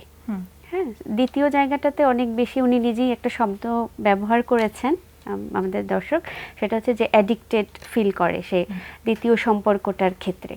তো সেখানে কি শুধুই ইমোশন জড়িত, নাকি রিয়েলিটির জায়গা থেকে আসলে সেখানে কতটুকু চালিয়ে নেওয়া সম্ভব, এই জায়গাগুলো আমার কাছে মনে হচ্ছে অনেকটা এবং চিন্তা করার। সম্পর্কটিকে আসলে কতটা, মানে দুটো সম্পর্ককে কতটা রিয়েলিস্টিক ওয়েতে দেখা হয়েছে শুরু থেকেই। Exactly. কারণ সম্পর্ক শুরু হয়েছে, শেষও হয়েছে, কিন্তু ওনাদের অ্যাক্টিভিটির জায়গাটাতে কিন্তু ওনারা পরিবর্তন ওভাবে আনতে পারেননি। সেটা তো এই functional functional জায়গাগুলোতে- জায়গাটাতে একটু অবশ্যই একটা প্রশ্ন আছে। ডক্টর চিরঞ্জীব কি বলতে চান? ওনাকে, উনি ফোনে আছেন তো এখনো। ওনার যে সম্পর্কটা হয়েছে, প্রথম সম্পর্কটার জায়গায় দ্বিতীয় প্রথম সম্পর্কটার ক্ষেত্রে কিন্তু বলেননি যে ওই সম্পর্কটা তার সমস্যা ছিল, বিভিন্ন ধরনের ঝগড়া ছিল, তার ওয়াইফের সাথে সমস্যা ছিল, সেই কারণে উনি দ্বিতীয় সম্পর্কে জড়িয়েছিল। উনি কিন্তু বলেছেন দ্বিতীয় সম্পর্কের ক্ষেত্রে তার সাথে ইমোশনাল একটা রিলেশন তৈরি হয়েছিল, এবং সেই রিলেশনের সময় তার মধ্যে তার প্রতি অনেক বেশি অ্যাটাচমেন্ট তৈরি হয়ে গেছিলো। তারপর উনি তার সিদ্ধান্ত নিলেন যে বিয়ে করবেন। তো দ্বিতীয় প্রথম ওয়াইফের ক্ষেত্রে যা হয়েছে, হয়তো হতে পারে যে তার তার প্রতি সেই বিশ্বাসী যেগুলো নষ্ট হয়ে গেছে, এখন সে যে জন্য তার সাথে আর ফেরত আসছে না ডিভোর্সের পরেও। কিন্তু ওইখানে যিনি যার সাথে তার বিয়ে হয়েছে, উনি তখন ইমোশনালি তার সাথে অ্যাটাচ ছিলেন, তার সাথে কোনো কমিটমেন্ট ছিল না। একটা হেলদি রিলেশনশিপের ক্ষেত্রে আমরা বলি কিন্তু কমিটমেন্ট থাকতে হয়, ভবিষ্যতে তার সাথে কমিটমেন্ট থাকবে। করার জন্য কিন্তু আবার একটা বিয়েও করে হ্যাঁ, নিয়েছেন বিয়ে করছে, ওনারা। কিন্তু কমিটমেন্টটা জায়গায় যে করেছেন ওইটা কিন্তু আসলে অ্যাপ্লিকেশন জায়গা কিন্তু হচ্ছে, রিয়েলিটি বাস্তবতা জায়গা কিন্তু হচ্ছে না। এক্স্যাক্টলি, তার মানে উনি ওটা আবেগের বশবর্তী হয়ে সিদ্ধান্ত নিয়েছিলেন এবং আবেগের বশবর্তী বিয়ে করেছিলেন, বাবা ভেবেছেন অত করবেনও। তো একটা পর্যায়ে যে উনি অ্যানালাইজ করে দেখেছেন, যেহেতু একটা দীর্ঘ সময় একটা মানুষের সাথে থাকলে সেই মানুষের দোষ খুঁজে কিন্তু মানুষ জানে। যখন আরেকটা নতুন মানুষের কাছে যায় তখন কিন্তু তার মধ্যে একটা আনসার্টিনিটি কাজ করে, এখানে কি আসলেই তার মধ্যে এখন ভালো দেখছে বা খারাপ হবে না তো। যখন তার আগের সম্পর্ক যে কিছুটা উন্নতি হতে থাকে তখন তার মনে হয় যে ওই সম্পর্কের ক্ষেত্রে আমি তো অনেক কিছু যাই না, যদি আরো খারাপ হয়। তো এই জায়গাতে কিন্তু দেখা যাচ্ছে সে আবার পছন্দকে ব্যাক করে। তো যেই জায়গাটা হচ্ছে এই আবেগের জায়গাটা যদি উনি বুঝতে পারতেন এবং সেক্ষেত্রে উনি সিদ্ধান্ত নেওয়ার ক্ষেত্রে উনি তাড়াহুড়া না করে তাকে দিয়ে সিদ্ধান্ত নেওয়াতেন এবং একটা পর্যায়ে যে সেই বুঝতে পারতো আসলে এই রিলেশনটা আসলে আমরা সামনে এটা প্রবলেমে আমি আবার পিছিয়ে যাবো এবং সেক্ষেত্রে কষ্টটা আরেকজন পাবে। তো সে তখন কিন্তু এই প্রবলেমগুলো তৈরি হতো না, যেহেতু হয়ে গেছে এখন সমস্যাটা। এখন ওনাকেও জিনিসটা বুঝতে হবে যে উনি এই রিলেশনশিপের জায়গায় কিন্তু এই সম্পর্কটা তৈরি হয়েছে এবং এই সম্পর্কে কিন্তু ওনার ক্ষেত্রে কোনো অ্যাটাচমেন্ট কাজ করছে না এবং উনি কিন্তু বারবার যোগাযোগ করার চেষ্টা করছেন, কিন্তু উনি বলছেন ওইখান থেকে তাকে গালিগালাজ করছেন, বাজে কথা বলছেন এবং তার সাথে তার থাকার ব্যাপারে কোনো ধরনের কোনো এমন যদি হতো যে সে বারবার বোঝাচ্ছে ঠিক আছে আমি বারবার তার থেকে বের হয়ে আসবো, আমাকে সময় দাও, সেটাও কিন্তু বলছেন না। তার কিন্তু ওনার মধ্যে কিন্তু সে প্ল্যান নাই ওনার সাথে থাকার। তার মানে এই সময়টা তো অলরেডি নেওয়া হয়েছে, 8 বছরও কম সময় নয়। হ্যাঁ, তো তার মানে এখন যেটা হচ্ছে ওনাকে এই জিনিসটা বুঝতে হচ্ছে যে ওনার ওয়াইফের যে সেকেন্ড ওয়াইফের যে রিলেশনটা ছিল এটা কোনো হেলদি একটা রিলেশন ছিল না। এখানে হয়তো একটা সাময়িক একটা প্যাশন ছিল, হয়তো ইন্টিমেসি ছিল, কিন্তু এটার মধ্যে কোনো ধরনের তার মধ্যে কোনো ট্রাস্টের সম্পর্কটাও ছিল না যে ওই ওয়াইফ তার প্রতি কোনো ট্রাস্টের সম্পর্ক রাখতে পারেনি যে না তার সাথে গেলে তার লাইফটা পড়তে ভালো হবে, তার সাথে গেলে সে থাকবে। কমিটমেন্টও কিন্তু ওই জায়গাগুলো ওইভাবে করেনি, হয়তো করেছে সাময়িক, কিন্তু পরবর্তী কিন্তু সে অ্যাপ্লিকেশনগুলো হয়নি। তো তার মানে এই জায়গাটাতে আমরা যদি একটু যে অনিয়মের জায়গাটাও যদি একটু তুলে ধরি যে আসলে যে ডিভোর্সের পরে একই বাড়িতে থাকার যে জায়গাটা বিষয়টা, এটা একটা অনিয়ম। এখন সম্পর্কে যত বেশি অনিয়ম ঢুকবে তত বেশি সেগুলোর কমপ্লিকেসি বাড়তে থাকবে, তাই না? সেই জায়গাগুলো একটু খেয়াল করা অবশ্যই প্রয়োজন। বিয়ের পর দিন থেকে যদি তারা একসাথে চলে আসতেন এবং সেই জায়গাটা কিন্তু ঠিক হয়ে যেত, কিন্তু দেখা যাচ্ছে যে ওনাদের সম্পর্কে ছিলেন এবং উনিও ওনার সাথে আপাতত থাকছেন, উনিও থাকছেন, একসময় তাদের প্রতি তাদের বন্ডিংটা তৈরি হয়ে গেছে। তার ওয়াইফ আবার এটা মেনে নিতে পারছে। এখন এখানে যদি ওনার ওয়াইফ মেনে নিতে পারতো তাহলে কিন্তু এখানে উনি এতটা ইমোশনালি আপসেট হতেন না। সেটাই ওনার জন্য আমাদের সব শুভ কামনা রইল। যে উনি যদি এই ক্ষেত্রে কিছুটা এখন যেহেতু উনি একটা আর তার প্রতি একটা এক ধরনের অ্যাডিকশনের যেগুলো তৈরি করছে, তো এই ক্ষেত্রে আমার মনে একটু কথা সেশন নিলে এবং তার সাথে সাথে ইমোশনাল একটু শেপিং করা, একটু কাউন্সেলিং হেল্প যদি উনি নিতে পারেন তাহলে হয়তো। এই ক্ষেত্রে উনি এতটাই অ্যাডিক্টেড কি হয় দেখা যাচ্ছে মাথার মধ্যে সবসময় চিন্তা ঘুরতে থাকে, মাথার মধ্যে বারবার তার কথা মনে পড়ে, তার বিভিন্ন অ্যাটাচমেন্টের কথা মনে পড়ে, মেমোরিগুলো মনে পড়ে এবং সে আপনি ইমোশনালি কাজ হয়ে যায়, হয়তো তার কোনো SMS হতে পারে, কোনো চিঠি হতে পারে। তো এই ক্ষেত্রে একটা টেকনিক আছে, ওই টেকনিকগুলো যদি সে অ্যাপ্লাই করে সাইকোলজিস্টের কাছে যে কিভাবে আপনি এই জায়গা থেকে সম্পর্কে দূরে যাবেন, হয়তো ওই স্মৃতিগুলো থাকার কারণে হয়তো উনি এইখানে বলতেও পারছেন না, আবার দেখা যাচ্ছে এই পরিবেশেও আসতে পারছেন না, উনি একটা শূন্যতার মধ্যে পড়ে গেছে। অনেক ধন্যবাদ ডক্টর। আমরা উনি যদি একটু কাউন্সিলিং হেল্প নেন তাহলে ওনার জন্য সাহায্য হবে। আমরা পরের ফোনে চলে যাচ্ছি। হ্যালো। জি হ্যালো, আসসালামু আলাইকুম। ওয়ালাইকুম আসসালাম, বলুন, আমরা শুনছি যে প্রশ্নটি করতে চান। আমার প্রশ্নটা হচ্ছে আমাদের আসলে বিবাহিত জীবন 18 বছর, আচ্ছা, দুটো সন্তান আছে। বাহ। আমাদের সংসারটা খুব ভালোই চলতেছিল, হঠাৎ করে 3-4 বছর আগে থেকে আমার ওয়াইফ একা একা কথা বলতেন। তা আমরা যখন এটা ঠিক পেলাম তখন ওকে আমরা একটা ডাক্তারের কাছে নিয়ে গিয়েছিলাম। ডাক্তার কিছু ওষুধ দিয়েছিল, ওষুধ দেওয়ার পরে উনি 2-3 দিন খেয়েছেন, এরপরে ওনার একটু ঘুম আসে বেশি। হ্যাঁ, তারপর ওষুধটা খাওয়া বাদ দিয়ে দিয়েছেন। আচ্ছা, বাদ দিয়ে দেওয়ার পরে আমরা জিজ্ঞেস করলাম তুমি ওষুধ খাচ্ছ না কেন? তো বলতেছে যে আমি কি পাগল নাকি, এটা পাগলের ওষুধ, এগুলো খাইলে ঘুমাই, তোমরা আমাকে পাগল বানানোর চেষ্টা করতেছো, আমি ওষুধ আর খাবো না। এই ওষুধ খাই না, তারপর থেকে সে তার হরমোনের প্রবলেম ছিল, সেই হরমোনের ওষুধ খাওয়া বন্ধ করে দিল। সব ওষুধ খাওয়া, তার প্রেশার আছে, সে প্রেশারের ওষুধ খাবে না, কোনো ডাক্তারের কাছে যাবে না, কোনো সমস্যা হইলে, মাথা ব্যথা হইলে কোনো ওষুধ খাবে না, সে একমাত্র প্যারাসিটামল যাব না পাটা চিনে সে নিজে ওই ওষুধটাই শুধু খাবে, আর কোনো ওষুধও সে খাবে না। ওকে। এভাবে আস্তে আস্তে করে দিন দিন সে ডাক্তারের কাছেও যাবে না, ওষুধও খাবে না। এখন সে দিন দিন খুব বেশি খারাপের দিকে চলে যাচ্ছে। এখন সে নিজেকে অনেক কিছু মনে করে, তার শরীর থেকে বিদ্যুৎ তৈরি হয়, সেই বিদ্যুৎ সাপ্লাই করতেছে। সে মানে ঐশ্বরিক অনেক কিছুই নিজেকে মানে চিন্তা ভাবনা করে। বুঝতে পারছি। সংসারে আর ডাক্তারকে যে আপনারা 4 বছর আগে দেখিয়েছিলেন, তখন ডাক্তার কি ডায়াগনোসিস করেছিল? ডক্টর ডায়াগনোসিস জি না আমরা যখন আপনার ডাক্তার কাছে গিয়েছি তখন ডায়াগনোসিস করে নাই, অন্য ডাক্তারের কাছে গেলে তারাও থাইরয়েডের ডায়াগনোসিস করছে। তারপরে আপনার ওনার থাইরয়েড ইস্যু আছে, আর ওনার মানে সাইকিয়াট্রিস্টকে যখন দেখালেন ওনার সমস্যাটাকে কি বলেছে ডাক্তার? ওনারা বলেছিলেন যে সম্ভবত স্কিজোফ্রেনিয়া বলেছে। আচ্ছা, তো এখন হচ্ছে উনি কোনো কোনো ওষুধের ট্রিটমেন্টে নেই? না, উনি কোনো ওষুধ ট্রিটমেন্ট, এবং ডাক্তারের কাছে নিয়ে যাওয়ার জন্য আমরা খুব চেষ্টা করতেছি, জি। সে কোনো ডাক্তারের কাছে যাবে না। হ্যাঁ। বয়সটা কত হলো? বয়স? জি জি জি জি, ওনার বয়সটা কত এখন? 42 হবে। কত? 42। 42। আচ্ছা আচ্ছা, 42 ওনার বয়স। জি, ডাক্তারের কাছে উনি যেতে চাচ্ছেন না? না, এখন দিন দিন সে খুব মানে ডেসপায়ার্ড হয়ে যাচ্ছে, মানে সংসারে আসলে একটা দুটা ছেলে আছে, তাদের প্রতি কোনো খেয়াল নেই। হ্যাঁ, মানে বাসায় মানে সবসময় একটা অস্থিরতা, সবসময় কথা বলবে জোরে জোরে, নিজের কাছে নিজে পা দিয়ে গুতাগুতি করবে যে তার সাথে শয়তান আছে, এই শয়তান তার ভিতরে ঢুকে তাকে ক্ষতি করতেছে, এইটা করতেছে, পেটে ব্যথা হয়েছে, শয়তান আমার পেটের ভিতরে ঢুকে এটা করতেছে। আমরা একটা কথা বলতেছি বা একটু মানে ক্রেজি বা রাগারাগ করে কথা বলতে, তোমাদের ভিতরে ঢুকে তোমাদের সাথে এরকম কথা বলতেছে। আমরা বুঝতে পেরেছি সমস্যাটা। আমাদের কাছে প্রশ্নটা কি এখন? আপনাদের কাছে প্রশ্নটা এটাই যে আসলে আমি একে কোথাও নিতে পারতেছি না, কোনো ডাক্তারকে দেখাইতে পারতেছি না। এখন আমি আসলে মাঝে চেষ্টা করছি যে কোনো একটা হসপিটালে ওকে ভর্তি করা যায় কিনা, যে যেখানে ও 6 মাস থেকে ট্রিটমেন্ট করাবো, আমরা সেখানে যাবো না, সেটাও আমি নিতে পারতেছি না। এখন আমি এই পেশেন্ট আসলে কি করতে পারি? হসপিটালে নিতে পারছেন না কি উনি যেতে চান না সেই কারণে? না। আচ্ছা, ওকে। সে তো ডাক্তারের কাছেই যেতেছে না, হসপিটালের কথা শুনলে তো তখন মনে করেন যে আমাদেরকে সে আরো মানে অনেক এগ্রেসিভ হয়ে যায়। এবং বুঝতে পারছি। ডক্টর, আপনার কোনো প্রশ্ন আছে? না, আমার প্রশ্ন নেই, সবকিছু বলে দিচ্ছি। আচ্ছা, আমরা বুঝতে পারছি, আপনার প্রশ্নটাও আসলে বুঝতে পারলাম। আপনি আমাদের সঙ্গে থাকুন। অনেক ধন্যবাদ আপনাকে, ফোন করেছেন আপনি, এবং শুভ কামনা রইল আপনার জন্য। আমরা ডক্টরের কাছে শুনি অ্যাকচুয়ালি এই বিষয় নিয়ে। প্রথম কথা হচ্ছে যে ওনার যে রোগটা প্রথমে ধরা পড়লো, যে সন্দেহবাদিকতা, ভয় বা বিভিন্ন ধরনের একলা একলা কথা বলা, তার মানে উনি হয়তো কানে আওয়াজ শুনতেন, এই জন্য এখান থেকে একলা একলা ওর সাথে কথা বলতেন। তো এই ক্ষেত্রে যে জিনিসটা হয় যে সিজোফ্রেনিয়া রোগীদের প্রাথমিকভাবে এভাবে কিন্তু শুরু হয়। তো তারা কিন্তু নর্মালি কোনো চিকিৎসা, তারা কিন্তু তাদের রোগটা ধরতে পারেন না, তারা কিন্তু বুঝতেও পারে না তাদের একটা রোগ হয়েছে, চিকিৎসা নেওয়ার ব্যাপারে আন্তরিক না, এবং অন্যান্য ওষুধগুলা বন্ধ করার ক্ষেত্রে হয়তো এই কাজটা করেছে, হয়তো ওষুধগুলো তার ক্ষতি করবে।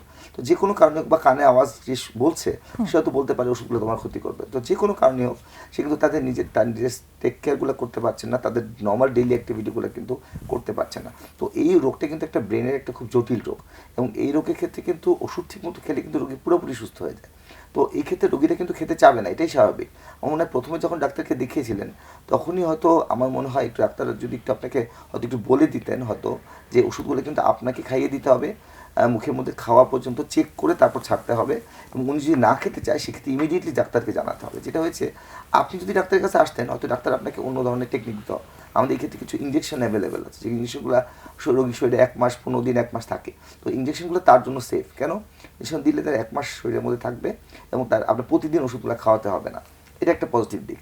আর দ্বিতীয় কথা হচ্ছে, যদি একেবারে ইঞ্জেকশন দেওয়া না যায় সেক্ষেত্রে ওকে হসপিটালে অ্যাডমিট করা। তো হসপিটালে অ্যাডমিটের ক্ষেত্রে রোগী দীর্ঘদিন কিন্তু রাখতে হয় না সিজোফ্রেনিয়া রোগীদের ক্ষেত্রে। ওষুধগুলো ঠিকমতো কাজ করলে কিন্তু রোগীরা পুরোপুরি সুস্থ হয়ে বাসায় চলে আসেন। তবে সেই ক্ষেত্রে যেটা হয় কি, যদি আপনারা মনে করছেন যে আমরা নিয়ে যেতে পারছি না, সেক্ষেত্রে আমাদের বিভিন্ন ক্লিনিক সার্ভিসগুলো আছে, বিভিন্ন সাইকেট্রিক ক্লিনিক, বিকন পয়েন্ট আমাদের গুলশানে একটা আছে, তারা কিন্তু বাসা থেকে নিয়ে যায়। মনন বলে একটা আমাদের হসপিটাল আছে মহম্মদপুরে, তাজমহল রোডে, সেটাও কিন্তু আমাদের মানে বাসা থেকে নিয়ে যায়। তো আপনি যদি এই ক্ষেত্রে নাম্বার জানতে চান, তো সেই ক্ষেত্রে আমরা হয়তো আপনাকে আমরা জানিয়ে দিব আপনাকে নাম্বারগুলো আপনাকে, এবং এই নাম্বারে আপনি ফোন করলে তারা বাসায় এসে আপনাকে পিক করে নিয়ে যেতে পারে। তবে সবচেয়ে গুরুত্বপূর্ণ হচ্ছে আপনার সাথে কিন্তু ডাক্তারের সাথে অ্যাটাচমেন্টটা হওয়া। আপনার সাথে কিন্তু রোগী কী করুক না করুক, রোগীর সাথে নির্ভরশীল হয়ে আপনাকে ডক্টরের প্রতি নির্ভরশীল হতে হবে, এবং ওষুধ খাওয়ার ক্ষেত্রে আপনাকে ডাক্তারের সাথে প্ল্যান করতে হবে। রোগী অনেক কথাই বলবে, হয়তো খেতে চাবে না, তো রোগী যেহেতু রোগীর রোগটাই ধরতে পারেন না, সুতরাং রোগী এরকম আচরণ করবে, এবং এটাই সিজোফ্রেনিয়া রোগীর জন্য স্বাভাবিক। তবে আপনার ওয়াইফের যে সিমটমগুলো আসতেছে, এই সিমটমগুলো কিন্তু আমরা মনে করি উন্নতির ক্ষেত্রে খুব ভালো সিমটম। মানে এইসব রোগীদের কিন্তু এইসব সিমটমগুলো যাদের থাকে তারা কিন্তু খুব সহজে উন্নতি হয়ে যায়, তার মানে ওষুধ খেলে কিন্তু রেসপন্সটা ভালো হবে। এখন এইসব রোগী ওষুধের কিন্তু সাইড এফেক্ট থাকে। এই ক্ষেত্রে আমরা বলি একটু ঘুমের ব্যাঘাত, ঘুম একটু বেশি হয়, হয়তো অনেক ক্ষেত্রে রোগীরা বলতে পারে আমার দুর্বল লাগে, কিন্তু এটা সাময়িক। একসময় যখন ওষুধ অ্যাডজাস্ট করে যায় তখন কিন্তু এই সমস্যাগুলো থাকে না, এবং একটা ওষুধ কাজ করতে মোটামুটি 2 থেকে 6 সপ্তাহ সময় লাগে। কিন্তু ওয়েটও করতে হবে, আজকে খাওয়ালে কিন্তু কালকে কাজ করবে না। তো তো সেক্ষেত্রে আপনাকে একটু ধৈর্য যেমন ধরতে হবে তেমন ওষুধগুলোও খাওয়াতে হবে, কারণ একদিন গ্যাপ দিলে আগের ওষুধ কিন্তু সব নষ্ট হয়ে যাবে। তো সেই ক্ষেত্রে আপনি যদি একটু ডক্টরের সাথে বসে হয়তো তখনই প্ল্যান করতেন, তাহলে হয়তো আপনাকে এতদিন সাফার করতে হতো না। দিনকে দিন রোগটা আসলে বেড়েই গেছে। অ্যাকচুয়ালি আমার মনে হয় যে ওনারা বিষয়টা এভাবে বুঝতে বুঝতে পারেন পারেনি যে এবং হচ্ছে যে বেশিরভাগ জায়গায় এটা বুঝিয়ে বলা হয় না যে সমস্যাটা এক্স্যাক্টলি কি এবং কেন ওষুধ খেতে হবে, ওষুধটা কিভাবে সাহায্য করে, এই জায়গাটা একটু সুন্দরভাবে যদি বুঝিয়ে বলা এখন হয় এটা তাহলে গার্জিয়ানকে হয়তো- দরকার, আসলে রোগীকে এত বুঝিয়ে লাভ নেই, কারণ রোগীরা রোগীকে তো সন্দেহ করবে যে বোঝানো আমার আসলে সম্ভব ওষুধটা এটা আমাকে ক্ষতি করার ট্রাই করছে, হ্যাঁ। আমাকে বিষ খাওয়াই দিচ্ছে, এবং অনেক কথাই রোগী বলবে। তো সেই ক্ষেত্রে আমি মনে করছি এক্ষেত্রে আপনি যদি আমাদের এই হটলাইন সার্ভিসগুলো নেন, অথবা আমাদের বিভিন্ন মেডিকেল কলেজে আউটডোর সার্ভিসগুলো অ্যাভেলেবেল আছে, অথবা আপনি যদি ইনডোর, বিশেষ করে পিজি হাসপাতাল, আমাদের বিভিন্ন সরকারি প্রতিটা হসপিটালে আসলে এখন সাইকিয়াট্রি ডিপার্টমেন্ট আছে, এবং প্রাইভেট মেডিকেলেও কিন্তু সাইকিয়াট্রি ডিপার্টমেন্ট আছে। তো শুধু আপনারা যদি আপনার রোগীকে যদি চান, যদি আপনার সাথে রোগী কেউ থাকতে পারেন, সেক্ষেত্রে হসপিটালে ভর্তি করাটাই ভালো। আর যদি মনে করেন যে না আমার তো ম্যান পাওয়ার নাই, আমি থাকতে পারবো না, সেক্ষেত্রে তাকে ক্লিনিকে ভর্তি করে একটা সুবিধা আছে। এখানে হচ্ছে আমরা তখন ইঞ্জেকশনটা দিব না, তখন রোগীকে আমরা ট্যাবলেট দিই, খাওয়ানোর ব্যবস্থা করবো, এবং ট্যাবলেটটা রোগীর জন্য সবচেয়ে সেফ। ইঞ্জেকশন আমরা সাধারণত তখনই দেই যখন রোগী আসলে ট্যাবলেট খেতে পারে না, খেতে চায় না, বা রোগীর কন্ডিশন অতটাই আনকন্ট্রোল যে ওই ক্ষেত্রে ট্যাবলেট দিলে অনেক দিন সময় লাগবে রোগীর রেসপন্স আসতে। তো সুতরাং আমি মনে করি আপনার ডক্টর- রোগীকে যদি ওষুধ খাওয়ানো যায়, তাহলে আমি মনে করি খুব দ্রুত সুস্থ হয়ে যাবে, এবং সেই ক্ষেত্রে আমি মনে করি আপনারা এই হসপিটালাইজ বার্ডেনটা করাটা আসলে সবচেয়ে বেশি জরুরি এবং সেই জায়গাটাতে উনি যদি চান হসপিটালগুলো থেকে রোগীকে আনার একটা সুযোগ আছে, ব্যবস্থা করা যাবে। সেই একটা সেই একটা নাম্বারটা পরামর্শ provide ওনার করে দিও জন্য পরবর্তীতে। থাকলো এবং নাম্বার উনি চাইলে আমাদের কাছ থেকে পেতে পারেন। অনেক ধন্যবাদ ডক্টর। আমরা পরের ফোনে চলে যাচ্ছি। হ্যালো। হ্যালো, আসসালামু আলাইকুম। ওয়ালাইকুম আসসালাম, বলুন, আমরা শুনছি আপনার কথা। আমার নাম মামুন। আপনার নাম বলাটা জরুরি নয়, আপনার পরিচয়টা গোপন রেখেই বলুন। জি। একটা মেয়ে আমার একটু রিলেশন হয়েছে আর কি, বন্ধুত্ব আর কি, ঠিক আছে। আচ্ছা, জি। আচ্ছা, তার সাথে রিলেশন হয়েছে মেরিট আর কি, আমি হলো আনমেরিড। আমি বর্তমানে কিছু করতেছি একটা। আচ্ছা, আপনি আনম্যারিড, আপনার যার সাথে সম্পর্কটা হয়েছে তিনি ম্যারিড? হ্যাঁ, সে মেরিট আর কি। আচ্ছা। তার সাথে তার বাচ্চা একটা, ঠিক আছে। আচ্ছা। সে হঠাৎ আর কি আমার সাথে 2 সপ্তাহ ধরে 3 সপ্তাহ ধরে কথা বলতেছে না, ঠিক আছে। এখন আমি বলতেও পারতেছি না কি করবো আর কি, এই কারণে। আচ্ছা, 2-3 সপ্তাহ ধরে আপনার সাথে কথা বলছে না? না না। আচ্ছা, কতদিন হয়েছে আপনাদের এই সম্পর্কটার বয়স? সম্পর্কটার বয়স 2-3 বছর। 2-3 বছর হয়েছে। হ্যাঁ। আচ্ছা আচ্ছা, ঠিক আছে। জি। তাকে অনেক আর কি কিছু সাংসারিক আর সংসার আচ্ছা, যা লাগে। আপনার বয়সটা কত? বয়সটা হলো 32। আচ্ছা, কি কি করছেন আপনি? কোনো কাজে আছেন? হ্যাঁ, কাজে আসছি। আচ্ছা, ঠিক আছে, কি কাজে আছেন বলতে হবে না। আচ্ছা, আপনার বয়স 32।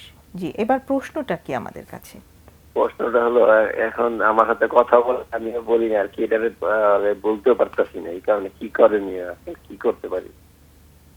আচ্ছা, এই সম্পর্কটার কোনো পরিণতির কথা আপনারা ভেবেছেন, যেহেতু তিনি ম্যারিড এবং বাচ্চাও আছে? না, কিন্তু আমি মনে মনে পছন্দ করি এটাও বলতে পারিনি এখনো, ঠিক আছে। উনি জানেন না যে আপনি তাকে পছন্দ করেন? হ্যাঁ, উনিও জানেন আমি যে পছন্দ করি।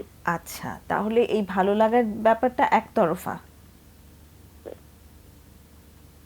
আপনার দিক থেকে শুধু ভালো লাগাটা আছে এবং তাকে জানানো হয়নি।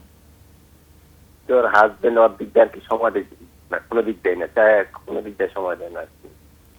আচ্ছা, ঠিক আছে, তার হাজবেন্ডের সাথে সে তাকে সময় দেয় না, তো আপনি মানে আপনার সঙ্গে সে সময় কাটায়, কথা বলে? হ্যাঁ, কথা বলে। আচ্ছা, ওকে। তো এখন আমাদের কাছে প্রশ্নটা কি, যে 3 সপ্তাহ ধরে কথা বলছে না, এবার তাকে আপনি মানে আপনি আসলে কি চান? আমি সম্পর্কটা কথা বলা রাখতে চাইছিলাম, কিন্তু কথাও বলে না। কথাটা বলুক, এটা আপনি চান? হ্যাঁ, আমি বলে চাই এটাকে বলুন। আচ্ছা, কোনো পরিণতির কথা ভেবেছেন? সম্পর্কটা নিয়ে ভবিষ্যতে কি করবেন সেটা আপনি ভেবেছেন? আপনার বয়সটা তো এখন 32 হলো। হ্যাঁ, মানে ওর হাজবেন্ডও ভালোবাসে, পছন্দ করে, আবার দিকটা আমি কিছু বলতে পারি না। হাজবেন্ড ওর দিকটা সময় দেয় না, সব আমার ইতিহাস বলছে।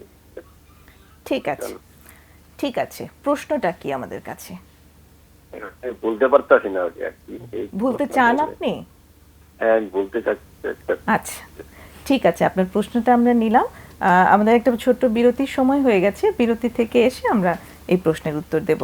সুপ্রিয় দর্শক, আমাদের সঙ্গেই থাকুন, খুব ছোট্ট একটা বিরতি নিয়ে আমরা ফিরে আসছি এক্ষুনি।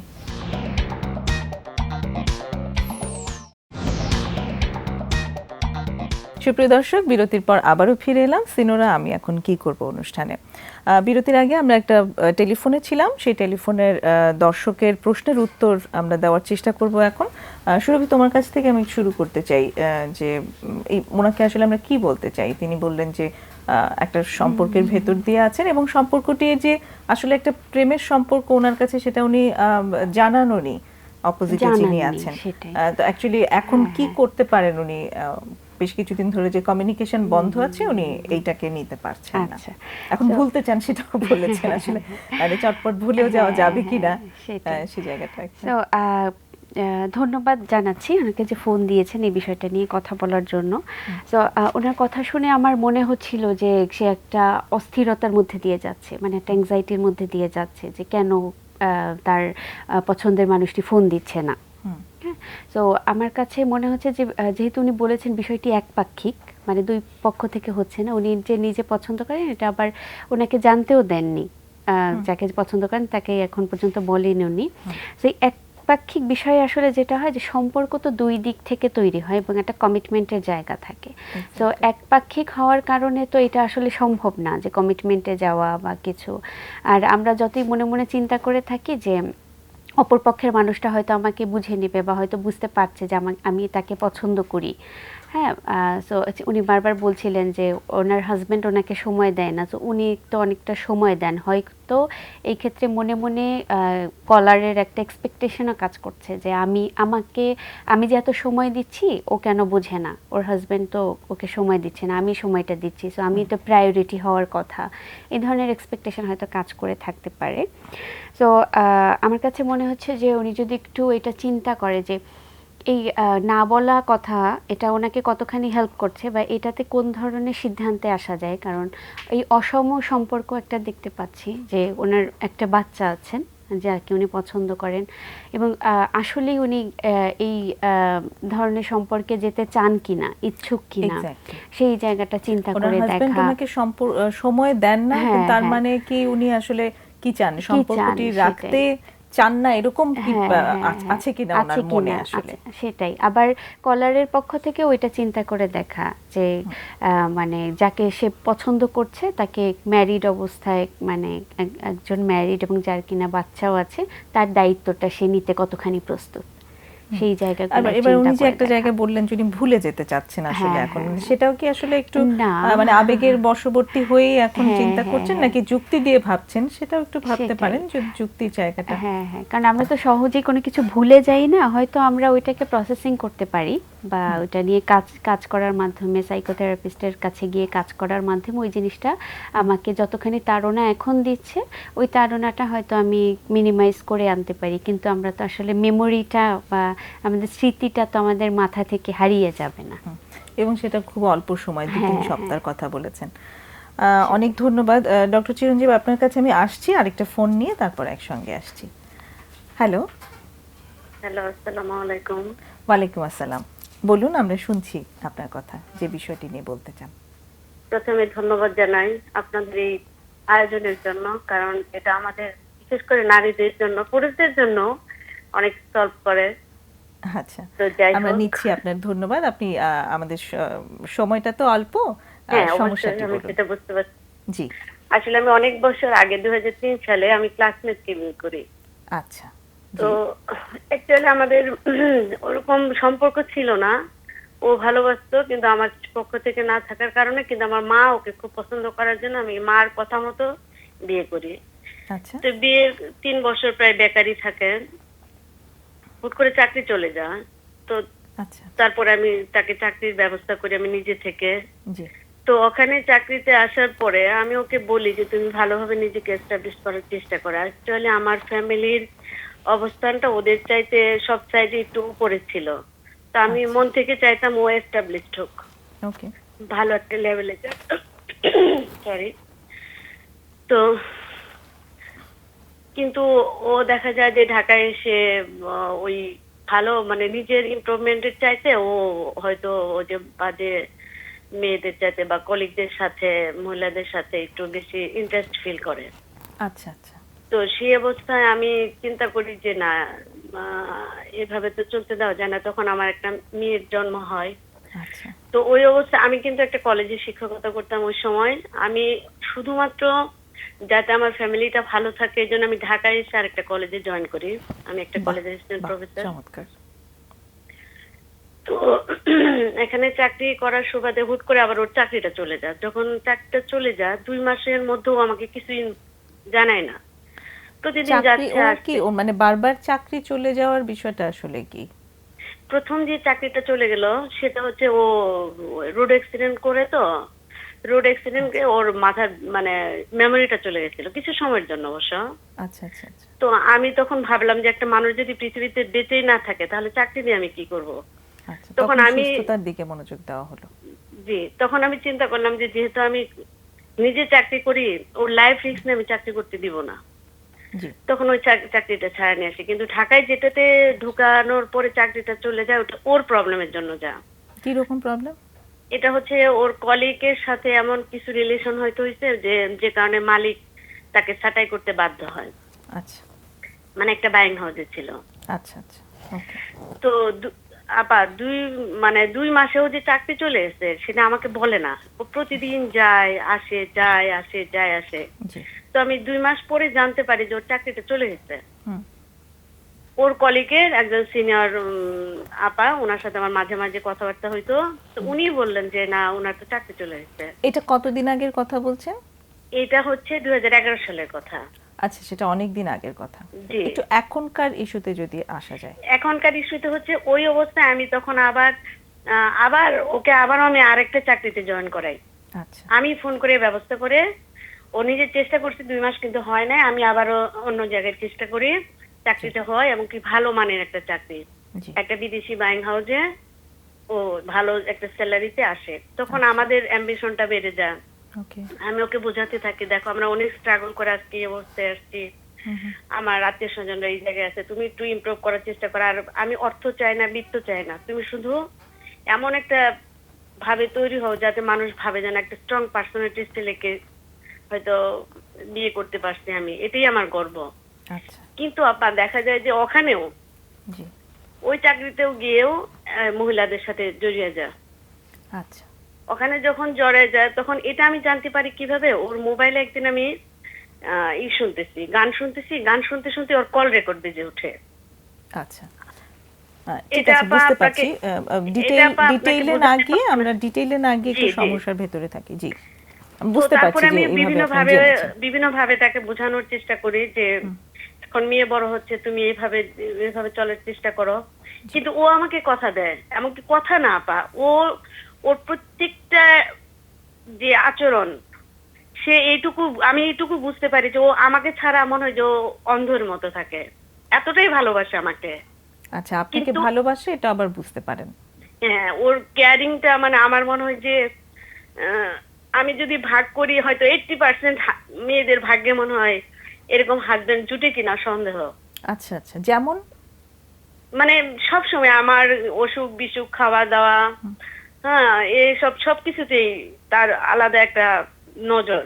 আচ্ছা কিন্তু আমি বুঝতে পারি না যে এ কি করে আবার অন্য জায়গায় এইভাবে কথা বলতেছে। ওকে তো কিছুদিন পরে আপা আমি জানতে পারি যে মহিলাটার সাথে ওই 1 মিনিটের কল রেকর্ডটা ছিল, ওই মহিলাটা ছিল আমার শ্বশুর শাশুড়ির পরিচিত। আচ্ছা আমার শ্বশুর শাশুড়ি, আমার হাজবেন্ড আমার প্রতি বেশি কেয়ারি হওয়ার জন্য বিভিন্ন সময় তারা চেষ্টা করছে যে আমার থেকে ওকে দূরে সরাতে, কিন্তু ও নিজে থেকে যায় নাই, বা আমি ওকে কখনো ছাড়ি নাই। ও বেকার থাকা সত্ত্বেও আমি কখনো ওর থেকে দূরে যাই নাই। কিন্তু এই মাঝখানে এই মেয়েটাকে ঢুকায় আমার ওই মানে ওর সাথে ওইরকম একটা সিচুয়েশন তৈরি করছে যাতে আমি নিজে থেকে আমার হাজবেন্ডকে সন্দেহ করে চলে যাই। ওকে এখন ওই যে আপা কল রেকর্ডটা যে শুনলাম, এই কল রেকর্ডের ভিত্তিতে আমার হাজবেন্ড আমাকে পরে বোঝায় যে আমি ওই যে আপা বলছি না যে আমি ক্লাসমেটকে বিয়ে করছিলাম, আসলে আমাদের মাঝে কোনো ভালোবাসা ছিল না আমার দিক থেকে। আমি বিয়ে প্রায় 5-6 বছর জি ওকে আমি স্টেপ ফ্রেন্ড ছাড়া আর কিছুই ভাবতে পারতাম না। আচ্ছা সবকিছুতে আমি ওই ফ্রেন্ডের মধ্যে চলতাম, কিন্তু ও নাকি মনে মনে ফিল করতো যে আমি ভালোবেসে বিয়ে করছি, বউ হিসেবে থাকবে, কিন্তু সেই হিসেবে আসে না। আমিও সবকিছুই কেয়ার করছি, কিন্তু ওই যে বউ হিসেবে যে জিনিসটা, এই জিনিসটা আমার কাছে মনে হয় যে এটা আসলে ওইভাবে মন থেকে না আসলে পারা যায় না। আচ্ছা আচ্ছা কিন্তু আমি ভালোবাসছি, প্রচন্ড ভালোবাসছি। ভালো না বাসলে একজন মানুষ কি করে 2বার 3বার তার চাকরির ইমপ্রুভমেন্টের চেষ্টা করে। ওকে তো ওই টাইমে আমার শ্বশুর শাশুড়ি এইভাবে আমার ঘরটাকে ভাঙার বহুবার চেষ্টা করে, আমি সেটাকেও মেনে নিই। আমার হাজবেন্ড যখন বলে যে আমি কল রেকর্ডটা করছি শুধুমাত্র তোমাকে শোনানোর জন্য, যাতে তুমি এইগুলা শুনে আমার প্রতি আসক্ত হও বা আমাকে ভালোবাসো। এটা আমি আদৌ জানি না এই কথাটা সত্য না মিথ্যা। এটা কতদিন আগের ঘটনা? এটা 2016 সালের ঘটনা। আচ্ছা, তো 2003 সালের পর 2016 পর্যন্ত ওনার মনে ওটা কাজ করেছে যে আপনি বোধহয় তাকে অতটা ভালোবাসেন না। হ্যাঁ, এটা আবার অনেকজনকে বলে যে আচ্ছা। ও আমাকে ভালোবাসে না, কিন্তু আমার দায়িত্ব পালন করে ও। আচ্ছা আচ্ছা, কিন্তু এখনকার আসলে- কি অবস্থা? এখন রিসেন্ট এই মাসের 1 তারিখে জি হুট করে আরেকটা মেয়ের সাথে আমি ওর প্রবলেমের নিউজ জানি। তো তখন আমি বললাম যে দেখো, আমি তোমাকে বারবার ক্ষমা করছি, এভাবে তো আর ক্ষমা করা যায় না, এখন তো মেয়েরা বড় হচ্ছে, তার চেয়ে তুমি বেটার হয় তুমি আলাদা জায়গায় থাকো, আমিও আলাদা জায়গায় থাকি, আমার সন্তানদের আমি একটা ভালো পরিবেশ দিয়ে বড় করি, তোমার যেটা মন চায় তুমি যেটা করতে চাচ্ছ তুমি ওটাই করো, ওকে আমাকে একটু আইনি ভাবে এটা সলভ করে চলে যাও। আচ্ছা তো আমার হাজবেন্ড 1 তারিখ থেকে বারবারই বলতেছে, উনি এই মাসের 11 তারিখে হুট করে রাত্রেবেলা অফিস থেকে বাসার গেটে না ঢুকে দরজাতে আমাকে একটা চিঠি লিখে চলে যাও। আচ্ছা আচ্ছা চিঠিতে লিখে রেখে গেছে যে আমাকে ছাড়া ও কিছুই বোঝে না, পুরো দুনিয়া জুড়েই আমি তার স্বপ্ন সাধনা, আমি নাকি শুধু তাকে ভুল বুঝতেছি। আচ্ছা, আপনি তাকে অ্যাকচুয়ালি ভুল বুঝছেন। যদি ভুলই বুঝতাম, মানুষ একটা কণ্ঠস্বর, হাজবেন্ডের কণ্ঠস্বর অন্য একটা মহিলার সাথে যদি আপত্তিকর হয়, সেটা কি মেনে নেওয়া যায় বলেন? ওকে, বুঝতে পারছি। এখন আমাদের কাছে আমার হাজবেন্ড প্রশ্নটা চলে কি? গেছেন, এখন আমার হাজবেন্ড চলে গেছেন, চলে গেছে, এবার প্রশ্নটা কি সেটা যদি একটু বলেন। এখন প্রশ্নটা হচ্ছে যে আমাকে আইনি ভাবে সলভ করে চলে যাওয়ার কথা। এখন সে অ্যাকচুয়ালি কোথায় আছে না আছে আমি কিছুই জানি না। ওকে, কিন্তু এখন উনি তো বলছেন যে উনি আসলে এই সম্পর্কটাতেই থাকতে চান। হ্যাঁ হ্যাঁ, কিন্তু তাহলে এই যে এসব এত জায়গায় কেন তার এত কথাবার্তা আমি শুনতেছি, আমি ওর নিজের কণ্ঠ থেকে শুনতেছি যে এর সাথে এরকম কথা হচ্ছে, বা বিভিন্ন সময় ওর বাসায় যাচ্ছে, দাওয়াত খাচ্ছে, কিন্তু ওই যে মেয়েটার সাথে ওর ফোন রেকর্ডটা ছিল, ওটা ছিল ওর ইন্টারমিডিয়েট লাইফের বান্ধবী। আচ্ছা ঠিক আছে, বুঝতে পারছি। এই ঢাকায় থাকে আপা, কিন্তু কখনোই আমার সঙ্গে দেখা করায় নাই। ঠিক আছে, আমাদের একটু অতিথিদের কোনো প্রশ্ন আছে কিনা জেনে নিন। এখন আমার প্রশ্নটা হচ্ছে, আমি আইনি ভাবে সলভটা বললাম যে আইনি ভাবে সলভ করে আমরা যে যার মতো শান্তিপূর্ণ ভাবে মিউচুয়াল একটা সমাধান করে, আমিও আমার মতো থাকি, তুমি তোমার মতো থাকো। হ্যাঁ, আমি জাস্ট একটা শান্তির একটা সংসার চেয়েছিলাম, কিন্তু সেটা আমার কপালে নাই, কিন্তু আমি 2টা বাচ্চাকে বড় করতে চাই। জি, এই অবস্থায় ও চলে গেছে, কিন্তু আমার কিন্তু আইনি যে বিষয়টা সেটা কিন্তু রয়ে গেল। আচ্ছা এটাকে আইনি ভাবে কোনো সলভ করা যায় কিনা, আমি এক্ষেত্রে কি করতে পারি? আচ্ছা, আমাদের অতিথিদের প্রশ্ন। আমার একটু প্রশ্ন আছে আপনার কাছে, যে আপনার আচ্ছা, বলেন। হাজবেন্ডের যে আচরণগত সমস্যা আপনি দেখছিলেন, যে বিভিন্ন মহিলাদের সাথে সমস্যাগুলো হচ্ছিল, সেটা কি তার যে মাথায় একটা অ্যাক্সিডেন্ট হয়েছিল আপনি বলেছিলেন, যেখানে মেমোরি লস হয়েছে, তারপর থেকে শুরু হয়েছে নাকি আগের থেকেও তার এরকম হিস্ট্রি ছিল? এটা কি আপনি জানেন কিছু? না, ও মেমোরি লসটা আসলে স্যার শর্ট টাইমের জন্য ছিল, ওটা আবার ও রিকভারি করে ফেলছে তখনই। আমি সেটা বলছি না, মানে তার আচরণগত, এই যে অনেক সময় আমি দেখেছি ব্রেনে আঘাত করার কারণে, আমরা বিশেষ ফ্রন্টাল লোবে আঘাত করার কারণে যে ব্যক্তিত্বের ধরন পরিবর্তিত হয়ে যায়। হ্যাঁ, তাদের মধ্যে এরকম এই ডিসইনহিবিশন বলি আমরা, এরকম ধরনের কিছু আচরণগুলো আসছে, সেগুলো নর্মালি সে করে না। তো অনেক সময় ব্রেনে আঘাতের কারণে এরকম হতে পারে। তো সেই কারণে আমি বলছি যে আপনার যে মাথায় আঘাত করার আগেও কি তার এরকম মেয়েদের সাথে আপনি সম্পর্কে আপনার কোনো প্রমাণ আছে, বা আপনি জি না সেরকম আগে কোনো হিস্ট্রি নেই? তার মানে সবকিছুই তার এই রিলেশনশিপ সমস্যাগুলো তার মাথায় আঘাত করার পর থেকেই তার স্টার্ট হয়েছে? তাই? আচ্ছা, এটা আসলে উনি কনফার্ম না।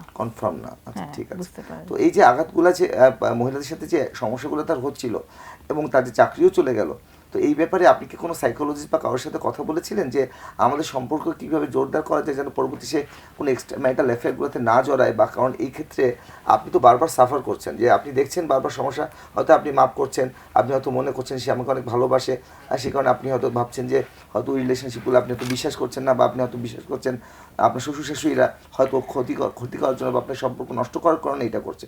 তো আপনি কি আপনার হাজব্যান্ডের সাথে এই ব্যাপারে যখন কোনো সমাধান আসতে পারছিলেন না, তাকে ঠিক করতে পারছিলেন না বা চেষ্টা করছিলেন, সেক্ষেত্রে আপনি কি কোনো সাইকোলজিস্টের সাথে কথা বলেছিলেন যে আপনাদের সম্পর্কটা আরেকটু কীভাবে উন্নতি করা যায় বা কীভাবে সে এইসব সম্পর্কগুলো খেতে নিজেকে মুক্ত রাখতে পারে এই ব্যাপারে?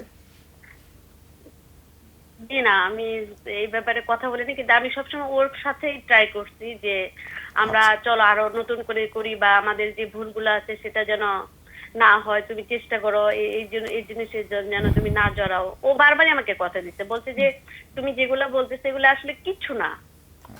কিন্তু আমি ওটাকেই তখন বিশ্বাস করে ফেলছি যে হ্যাঁ হতেই পারে, কারণ অ্যাকচুয়ালি স্যার আমার 8 বছর, বিয়ের আগের 8 বছর আমি কখনো ওকে ভালোবাসি নাই। আমি ওকে অনেক অপমান অপদস্থ করার পরেও ও আমারই প্রতীক্ষায় ছিল। তাহলে সেই মানুষটাকে আমি কি করে অবিশ্বাস করি? আচ্ছা, কোনো মাদকাসক্ত হয়েছিল কখনো? কোনো নেশা করেন? কোনো নেশা হয়েছিল কখনো? এখানে একটা প্রবলেম আছে স্যার, ও হচ্ছে একটা বিদেশি বাইং হাউসে চাকরি করে। জি।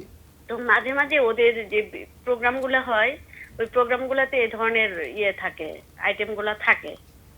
তো যদিও আমাকে বলে যে ও এসবের মধ্যে যায় না, কিন্তু আমার কেন যেন মনে হয় যে একটু অন্যরকম লাগে তখন। ওই প্রোগ্রামগুলো করে আসার পরে মানে সেই দিনটা আমার কাছে একটু চেঞ্জ লাগে। আমি বললেও ও আমার কাছে স্বীকার করে না। আচ্ছা, সুরভি কোনো প্রশ্ন আছে? না, আমার কোনো প্রশ্ন নেই। আচ্ছা, আমরা কি ওনাকে ছেড়ে দিতে পারি আমরা উত্তর? আচ্ছা, আপনাকে অনেক ধন্যবাদ, আপনি ফোন করেছেন অনেক কষ্ট করে, এবং যে ভীষণ কষ্টের ভেতর দিয়ে যাচ্ছেন, আসলে অনেক শুভকামনা রইল আপনার জন্য। আপনি আমাদের আলোচনার সঙ্গে থাকুন, দেখি আমাদের অতিথিরা কি বলে। ডক্টর চিরঞ্জীব, আপনার কাছ থেকে প্রথমে উনি ভালোবাসেননি, তারপর উনি তার প্রতি তার মধ্যে যে তার জন্য সে ওয়েট করেছে এই জিনিসটা মনে করে তার প্রতি তার জন্য এত অনেক বেশি আবেগ কাজ করেছে, এবং পরবর্তীতে তার হাজব্যান্ডের বিভিন্ন নেতিবাচক অংশগুলো ওই কারণে উনি অনেক বেশি অ্যাকসেপ্ট করেছেন, এবং ওই ক্ষেত্রে উনি নিজের পক্ষ থেকে যতটুকু সমাধান করা যায় উনি চেষ্টা করেছেন। কিন্তু এই ক্ষেত্রে একটা প্রফেশনাল হেল্প দরকার ছিল, যেটা উনি হয়তো নিজে ট্রাই করার পর যখন ফেল হয়েছে, তো উনি তখন অপেক্ষা না করে বারবার নিজে ট্রাই না করে হয়তো উনি প্রফেশনাল হেল্প যদি আগের থেকে স্টার্ট করতেন, তাহলে হয়তো এই জায়গাটা একটা সমাধানে আসতো যে আসলে এটা না হাজব্যান্ডের আচরণগত সমস্যা নাকি মাথায় আঘাত পাওয়ার কারণে পরবর্তীতে শুরু হলো, এটা কমপ্লিট একটা হিস্ট্রি আসতো, এবং পরবর্তীতে হাজব্যান্ড কীভাবে তার আচরণটা করবে এবং ওয়াইফ কীভাবে তাকে এই ক্ষেত্রে সুপারভাইজ করবে সেই জায়গাগুলো কিন্তু ওয়াইফ বুঝতে পারতেন। এক্স্যাক্টলি কি কারণে এই ধরনের আচরণগুলো আসছে আসলে বোঝা যাচ্ছে না, তবে এটাও আবার উনি বারবারই বলেছেন যে এই সম্পর্কটার ভেতরে হাজবেন্ড থাকতে চাচ্ছেন। এবার আরেকটা কমপ্লিকেশন কিন্তু আছে, যে ভদ্রমহিলা কিন্তু একটা কোনো ডিসিশনে যেতে চাচ্ছেন, যে হয় থাকুক নয় না থাকুক, মানে উনি যে জায়গাটাতে স্ট্রং হচ্ছেন, কিন্তু হাজবেন্ডের ওই ইমোশনাল স্টেবিলিটি হওয়ার কারণে ওনার মধ্যে তার প্রতি ট্রাস্টের জায়গাগুলো থেকে একটা সম্পর্কে জায়গা ক্ষেত্রে ট্রাস্টটা কিন্তু খুবই গুরুত্বপূর্ণ। এতদিন কিন্তু উনি বলেছেন যে সে শ্বশুর শাশুড়ির সমস্যা করতে চাইতো বলে করেছে, এবং হাজবেন্ড যখন রেকর্ডিং শুরু হয়েছে তখন তাকে বলেছে যে তাকে শোনানোর জন্য, যে তার প্রতি অ্যাটাচমেন্ট করার জন্য। এটা হাজবেন্ড হয়তো তাকে এক্সপিরিয়েন্স যে উনি কিন্তু এটা বিশ্বাস করেছেন, এবং করার কারণেই কিন্তু পরবর্তীতে প্রবলেমটা হয়েছে যে উনি ট্রাস্টের জায়গাগুলো তখন ভাঙেনি। যখনই ট্রাস্টের জায়গাগুলো ভাঙা শুরু করলো তখন কিন্তু উনি বুঝতেন যে না, হাজব্যান্ডের আসলে এটা একটা আচরণগত সমস্যা, এবং এটা তার সলভ হবে না, যতই তাকে ভালোবাসুক এটা সলভ হবে না বলেই উনি কিন্তু লিগাল ইস্যুতে দিতে চাচ্ছেন। কারণ এটা তার মানে আপনি বলতে চাচ্ছেন যে এটা একটা আচরণগত সমস্যা ওনার আছে, মানে উনি এমন না যে সম্পর্কে থাকবেন না, বা যিনি ফোন করেছেন তাকে তিনি ভালোবাসেন না, বিষয়টা তা না, সম্পর্ক আছে, ভালোবাসেন, কিন্তু এটা একটা তার আচরণগত সমস্যা। এবং আরেকটি বিষয় উঠে এসেছে যে হয়তো কখনো কখনো নেশার সঙ্গেও একটা সম্পর্ক আছে, করেছেন বলছে, তখন তাদের লিবিডো গুলো বেড়ে যায়, সেক্সুয়াল ডিজায়ার গুলো বেড়ে যায়, তখন এরকম রিলেশনশিপের মধ্যে তারা যেতে পারেন। তবে এই ক্ষেত্রে উনার কোন সমস্যাটা, এটা যদি প্রফেশনাল একজন দেখতেন তাহলে কিন্তু আইডেন্টিফাই হতো এবং সেইভাবে চিকিৎসাটা হতো। আমার অনেক সময় দেখছি টেস্টোস্টেরন বিভিন্ন হরমোনের লিবিডো বেড়ে যায়, বা বিভিন্ন অ্যাড্রিনালিন হরমোন বিভিন্ন ক্ষেত্রে লিবিডো বেড়ে যায়। তো এগুলো যদি একটু ইভ্যালুয়েট করে তার সমস্যাটা কোথায়, হরমোনগত সমস্যা হলেও যদি সেক্ষেত্রে আমরা সলভ করতে পারি তাহলে এই সমস্যা কিন্তু সমাধান হতে পারে। আর হাজব্যান্ড এখন তবে আমরা অনেক সময় ব্যক্তিত্বের মানুষ দেখি যারা কিন্তু সবার কাছে ভালো থাকতে চান, সবাইকে ভালোবাসেন, একটা মানে একটা বড় সবাই তাকে পছন্দ করবে, সবাইকে ভালোবাসা বিলাবেন, এরকম টেন্ডেন্সিও কিন্তু অনেকের ক্ষেত্রে কাজ করে। যদি এরকম কাজ করে সেক্ষেত্রে আসলে উনি ওয়াইফকেও ছাড়তে চাবেন না, সবার ভালোবাসাই পেতে চান, সেক্ষেত্রে এখানে প্রফেশনাল হেল্প ছাড়া আসলে কোনো সমাধান সম্ভব না। খালি ডিভোর্সটা কখনোই তাকে সমাধান দিবে না। হ্যাঁ হয়তো ওনার সুরভি, ভালো একটু দিক আছে উনি প্রফেশনাল যেটা হেল্পের বলেছেন। জায়গাটা যদি একদম 30 হ্যাঁ, হ্যাঁ। সেকেন্ডে বলে। সো আমার কাছে আরেকটা জিনিস গুরুত্বপূর্ণ লেগেছে খুবই যে অল্প করে, 30 সেকেন্ডের হ্যাঁ, বেশি হ্যাঁ, সময় নেই। উনি ওনার হাজবেন্ড একটা বিষয়ে বলছিলেন যে ভালোবাসে না, কেবল দায়িত্ব পালন করে। তো এই জায়গাটা থেকেও আমার কাছে মনে হচ্ছে যে দুইজনের সম্পর্কে একটা কমপ্লিকেসি হয়তো শুরু হয়েছে। তো এটা করা যেতে পারে যে একটা প্রফেশনাল হেল্পের মাধ্যমেই আসলে এই এত প্রশ্নের আসলে জটটা খুলতে পারে, আমার কাছে মনে হচ্ছে। তো কোনো একজন প্রফেশনাল হ্যাঁ, হ্যাঁ, কোন একজন অনেক প্রফেশনালের কাছে অনেক ধন্যবাদ দুজনকে, অনেক ধন্যবাদ। আমরা চমৎকার আলোচনা শুনলাম। সুপ্রিয় দর্শক, আমরা অনুষ্ঠানের একদম শেষ পর্যায়ে চলে এসেছি। আগামী পর্বে আমরা যে বিষয়টি নিয়ে আলোচনা করব সেটি হচ্ছে সম্পর্কের সহমর্মিতার গুরুত্ব এই নিয়ে। ততক্ষণ পর্যন্ত আপনারা সুস্থ থাকুন, ভালো থাকুন এবং নিরাপদে থাকুন। খোদা হাফেজ।